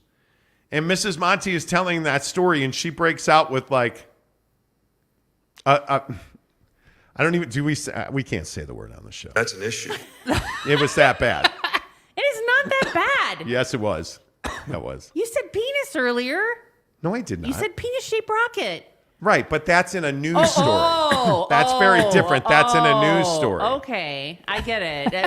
Very, very different. It is. It's, Anyways, I was dying about Antonio Brown, who is totally denying that he is trolling at all, but yet he made a shirt.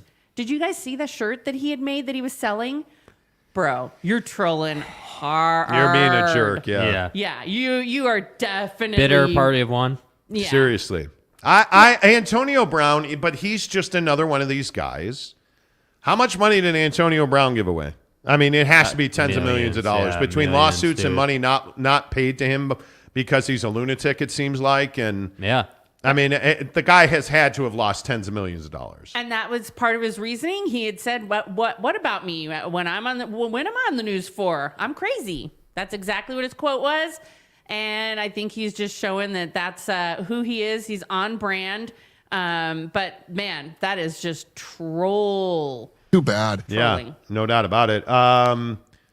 Giggity says cauliflower wings are better than flats. Anything's better than flats. Good point. Yeah, exactly Thank right. you. Michael Harris says the turkey at the watch party was amazing. Yes, it was. Yeah, dude. You need to go and get it from Barbecue Pit Stop. Yes, you do. Brett Burnett says Primo going to pick his team and be better off as the NBA full of second and third chances. I don't think he gets a chance soon. Dude. I mean, on the heels of Ime Udoka, you really think that Primo's going to get a chance? No. After showing his wares to other women, I can't see that happening. In Arizona, you get arrested for that, and you get, aren't you like in this country, that's a felony. Hey guys, but like, even if you're just like going to the bathroom in public. Yeah, that's a felony pretty much in every state, and you're on the sex offender registry. That's what it is. Yeah, like if you get caught going to the bathroom in public, you're on. I kid you not, you're on the sex offender registry. Don't show your people. Your thing. You know what I'm saying? Yeah, don't do that. All right, next. Can we talk about the national anthem? Because seriously, I love sporting events. I love that we sing the national anthem before sporting events. I think that's awesome. I think it's fun. It's cute sometimes when you have little kids sing it. We have heard some troubling national anthems recently. And we have. World Series Game 1. What is happening? If you are going to sing, what? Let's play it. Oh, go right ahead. Let's play it. What so proudly we hailed at the twilight's last streaming. Did he say dreaming? What so proudly we We'll retry that one. At the twilight's last streaming. Last streaming. Like he's not. It's streaming, not dreaming. Yeah. He completely skipped a verse. Yeah. And the players, if you watch this video, What's so proud? Watch the players when he screws up there. Watch their heads get picked up. At the twilight's last streaming.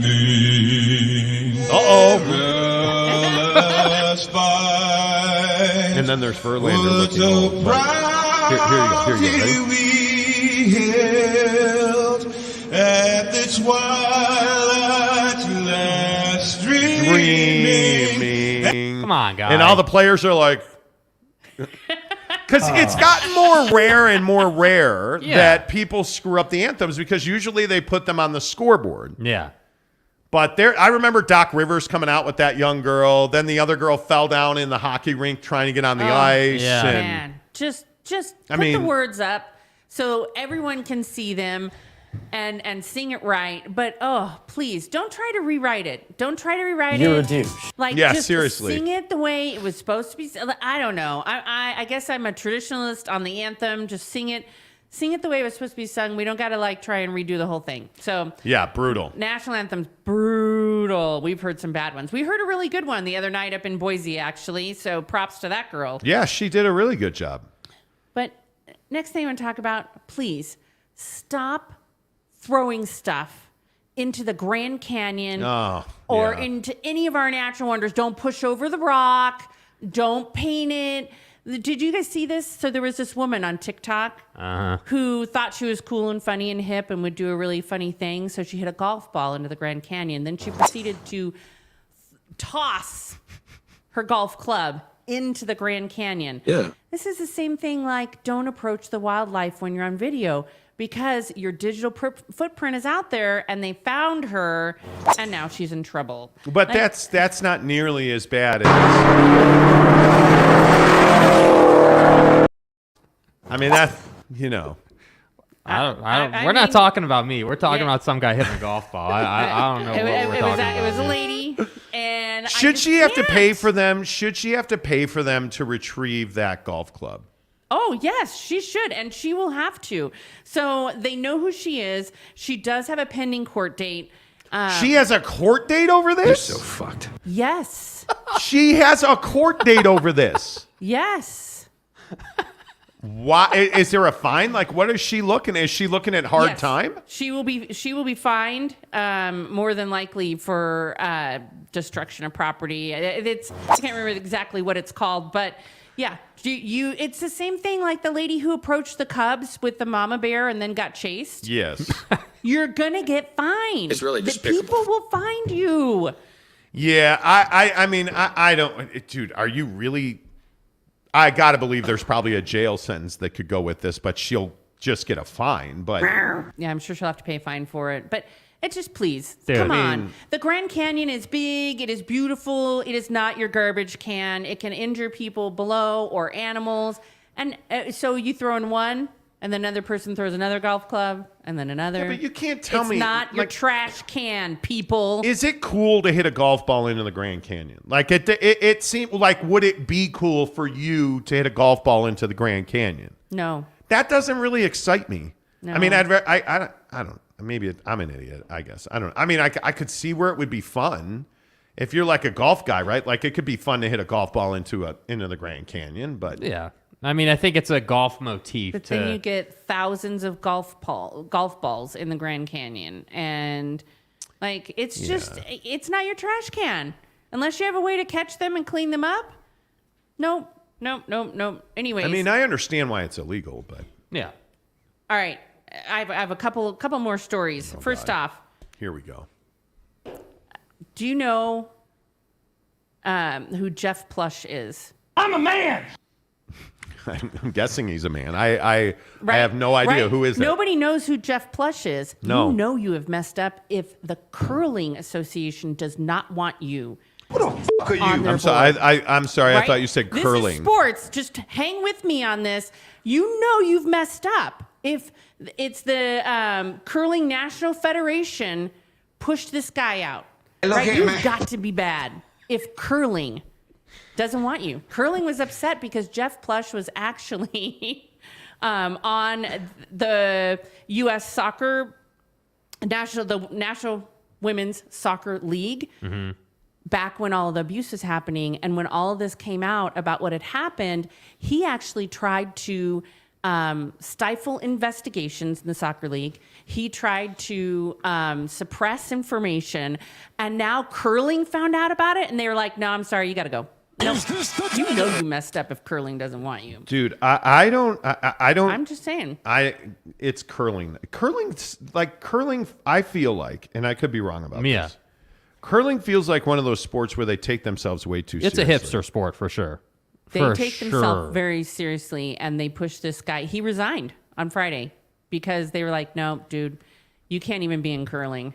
Yeah, I mean, I don't blame them. Yeah, I mean, you do what he did, and obviously you can't be a part of a national team. Yeah, you Clearly. you support abuse. I don't see how, on any way, shape, or form, that you can continue doing your job. But he went from women's soccer to like curling and was hiding out there, and then they were like, "All right, get out." Okay, who's going to say? Am I going to be the one to say like curling is a step down from women's soccer? You know, I'm like not trying to be a jerk about it, but isn't that a step down? But curling doesn't want you. All right. So 2 things about Halloween. Yeah. Oh God. Did you hear about I think it was Michigan, the street that got closed down that you cannot trick or treat on this year? They're closing it down. Why? A cockroach infestation. What? Oh, come on. In Wyandotte, Michigan. Wyandotte. Right? They closed the street down. They're not allowing anyone to trick or treat there because they're concerned the cockroach infestation in an abandoned home is so bad that they think that it will, like, cockroaches and the eggs of cockroaches will get caught on costumes. The eggs of cockroaches? And then it'll spread the infestation. That's what they're concerned about. So no trick-or-treating on that street. They're trying their best to actually clean it up. The eggs of so cockroach? Halloween. Like, can you imagine your kid brings home cockroach?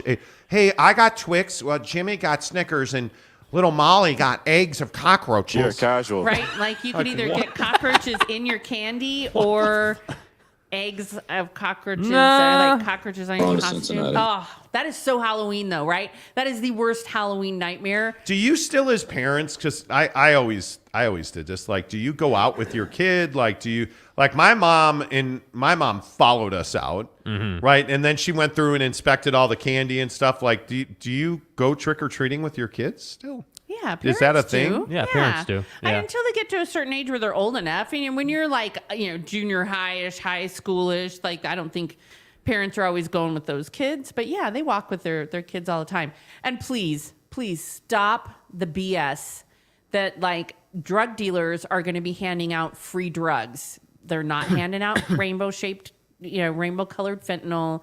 They're not handing out. Yeah, we do. We tend to do that Like, in this country. We tend to like get excited about stuff. I think it was KSL did that story where they had like, a big warning, your kids are gonna die. Like, like Harold and Jenny, like Skittles-looking fentanyl Harold and pill. Jenny are handing out fentanyl. Like at 10. They're not. We have Jetcopter 5 on the scene as Harold and Jenny hand out fentanyl to your kids. I've never taken steroids. Right? Because like you normally get, candy open. By the way, if they're handing out fentanyl out the front door, do you think the cops pills. do you think the cops will know about that? Lidocaine and B12. You know what I'm saying? No drug dealers are giving away drugs for free. No. They're selling them. No. And they'd love you to stop. Why by do and we pick do some that up. stuff? And I know we talk about the news on the show all the time, but Yeah. I've never understood why we do the thing where your kids are going to die. That's next at 10. Razor blades and apples, right?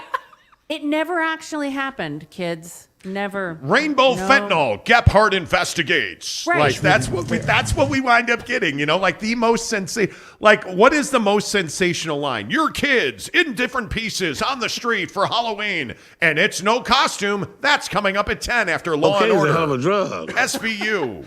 Like that's what we did. Like what we do this sensational thing on the news, and it makes me not want to watch. It makes me not like. This story the other morning, like a story I legitimately care about, this wildfire over the summer that was sparked when these guys didn't put out their campfire. They went camping in the wild. They built a fire.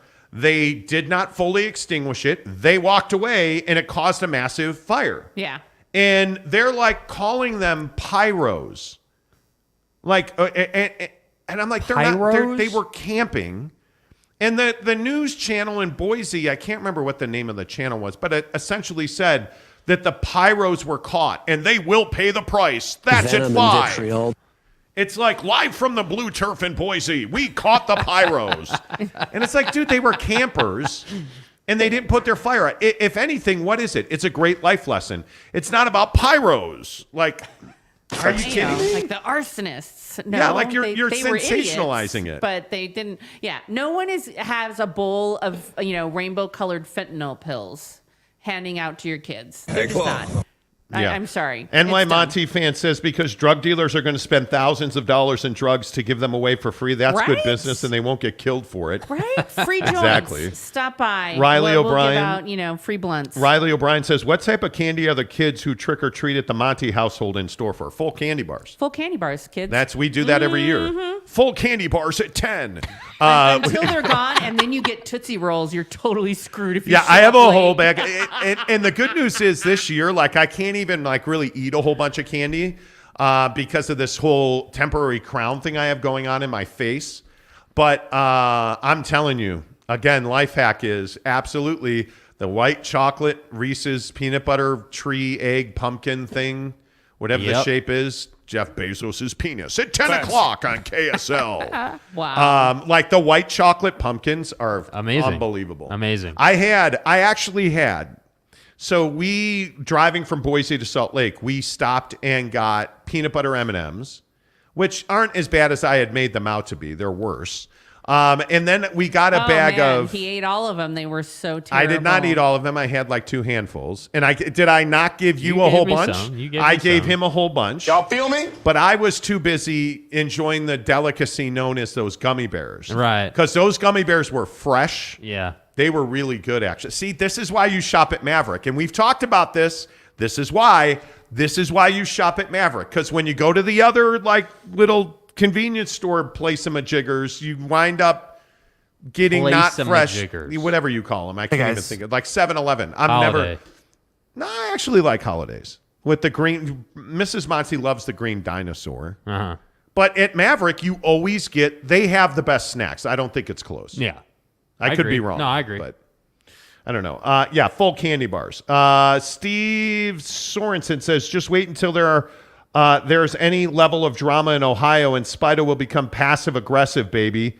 He was here in Utah. Oh, come on. Robert says, Swedish fish at Dollar Tree. Amazing.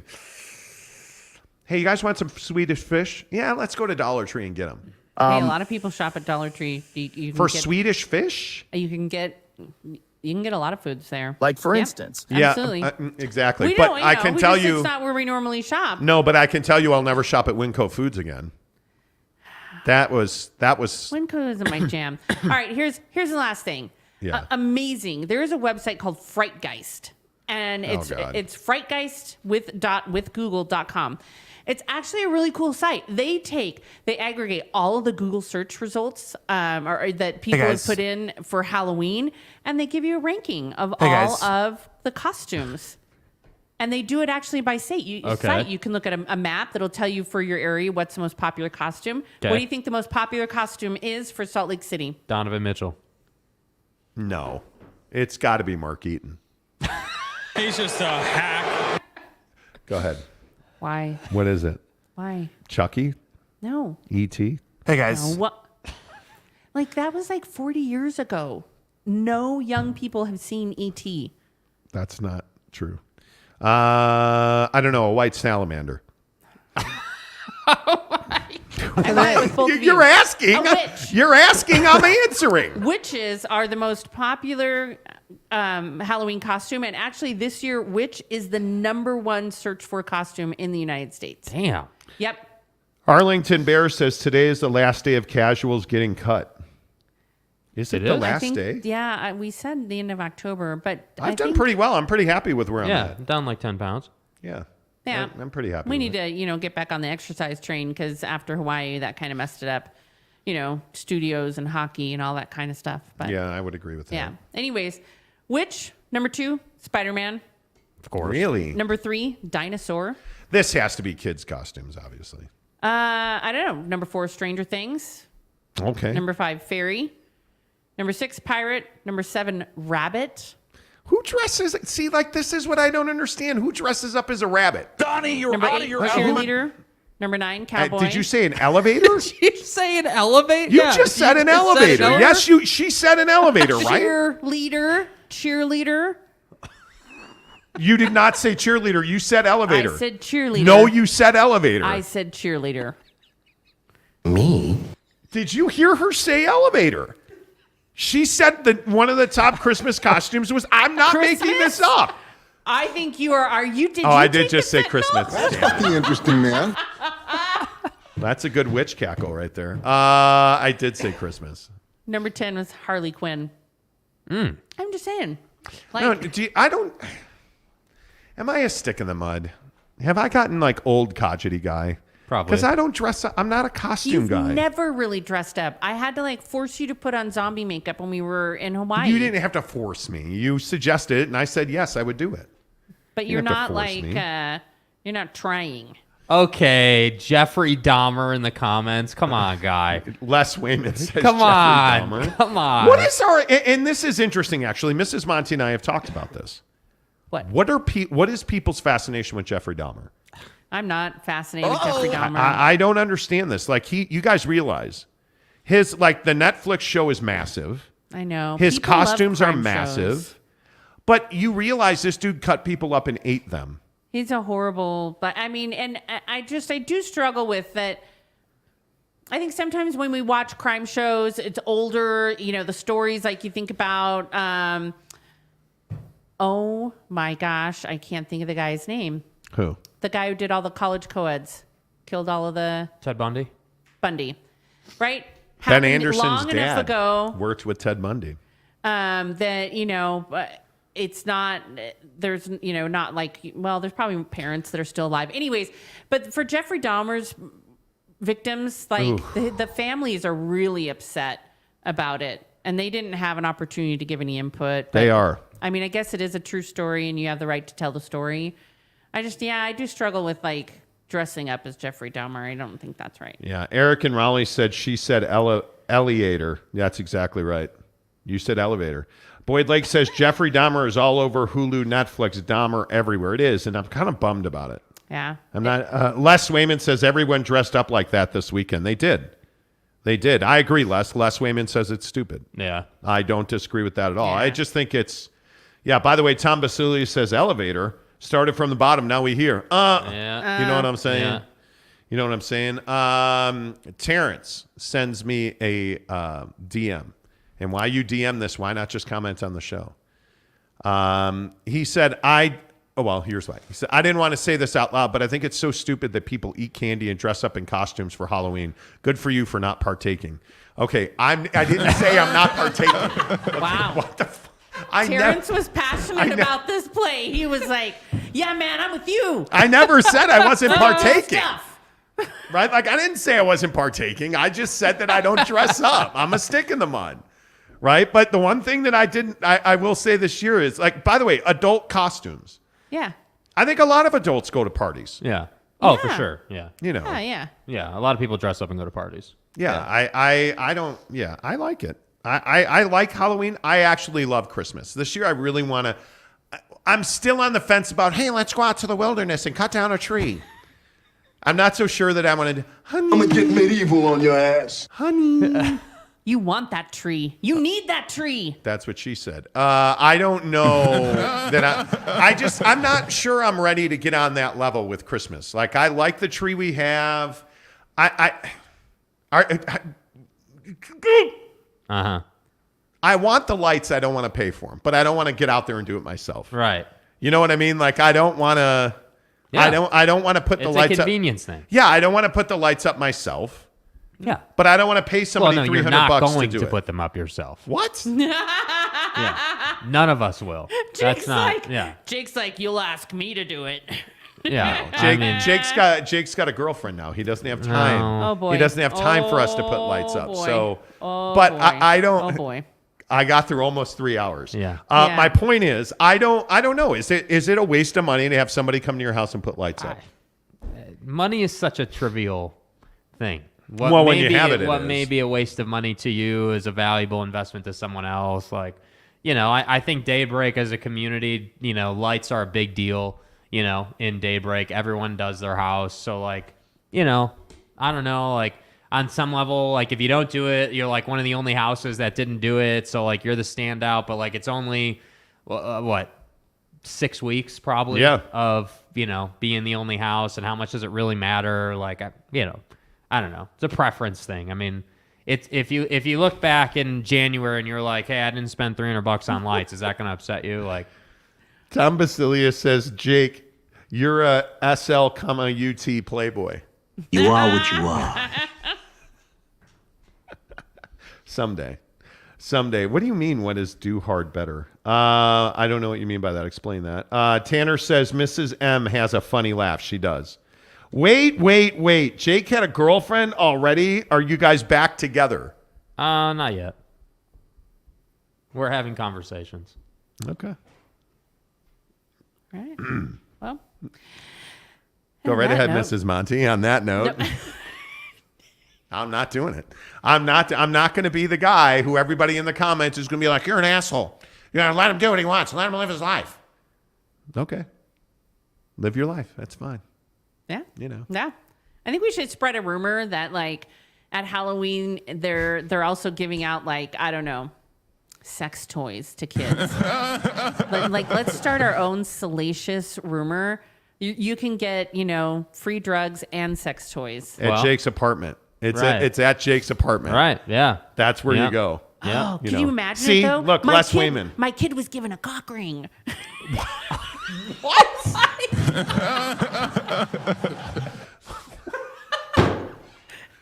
serious. Bro, what are you talking about, man? Can you imagine? God. Hey, look here, man. I don't know what I did to piss you off, God. Hey, Claw. It's so much better. God, than fentanyl. That's more realistic. My wife just said cock ring on the show, God. Can you So wait, God, am I actually in hell? Is that what this is? No longer purgatory? You're saying I'm in hell now. Yeah, fuck one, marry one, kill one. Go.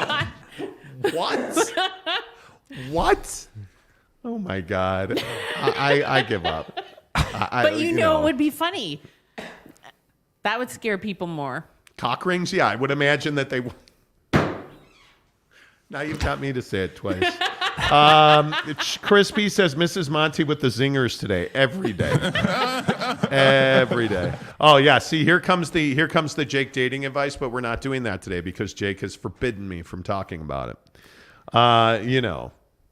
It is what it is. Cody says, hey, boys, just woke up. Got a question. I'm a Republican. Here we go.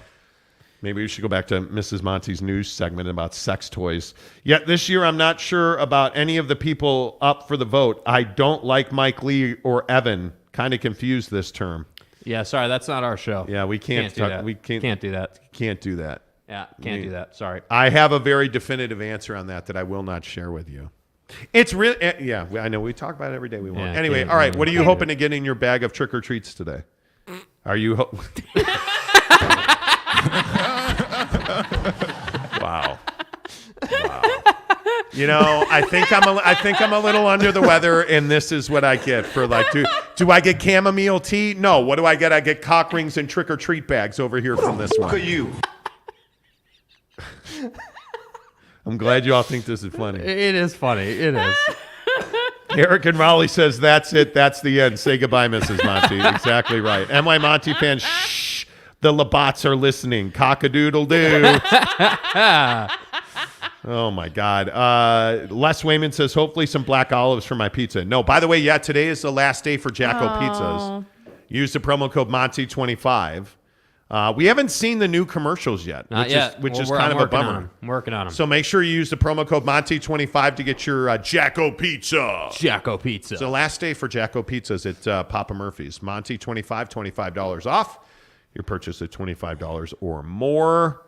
Yeah, I guess that. I guess that's it. Everybody's commenting on what? On your love life, Jake. Jeremy Severe says, I thought this is a family show. Apparently. Yeah. NY Monty fan says, I don't know if this is a smart move, man, but live your life. Just make sure you break it off before Christmas or at Max Valentine's Day. If not, you're locked in for another 6 months. It's very true. This isn't Dish Network. I don't have contracts. Well, there you go. Giggity says, listen to your father, Jake. Right. See? Yeah, I know. Les Wayman says, don't do it, Jake. Right. You've read that one twice now. Yeah, don't do it, Jake. Right. I'm just saying. There's towing the line, and then there's Mrs. Monty, Eric and Raleigh says. Exactly right. Exactly right. Am I towing the line? No, you're like 10 miles past the line, but it's fine. Yeah. I sprinted over the line. You're offside. Yeah. That was how many. Oh, my gosh. We have to bring penalty flag, the offside. Okay, no, we don't. Flags. No, we don't. I think we need to bring No, them back. actually, we don't. Because you could have totally thrown the penalty flag on me. Or maybe you need cards. Pull a red card, pull a yellow card on me. Yellow Card's a great band. No, Okay. maybe we just need like a bucket of slime above your head. Hey, thanks for watching the show today. Make sure you support our sponsors, please. And again, nominate families for Thanksgiving. We really want to help people, so DM me, The Monty Show, MONTY, The Monty Show on Twitter or Instagram. Every tip you leave us from now until the end of the year, we will put into helping people. It will all go to helping people at Thanksgiving and Christmas, so hook it up. Appreciate you watching. Until tomorrow. Wait, let me get the right banner on the screen. Until tomorrow, say goodbye, Jake. Goodbye, Jake.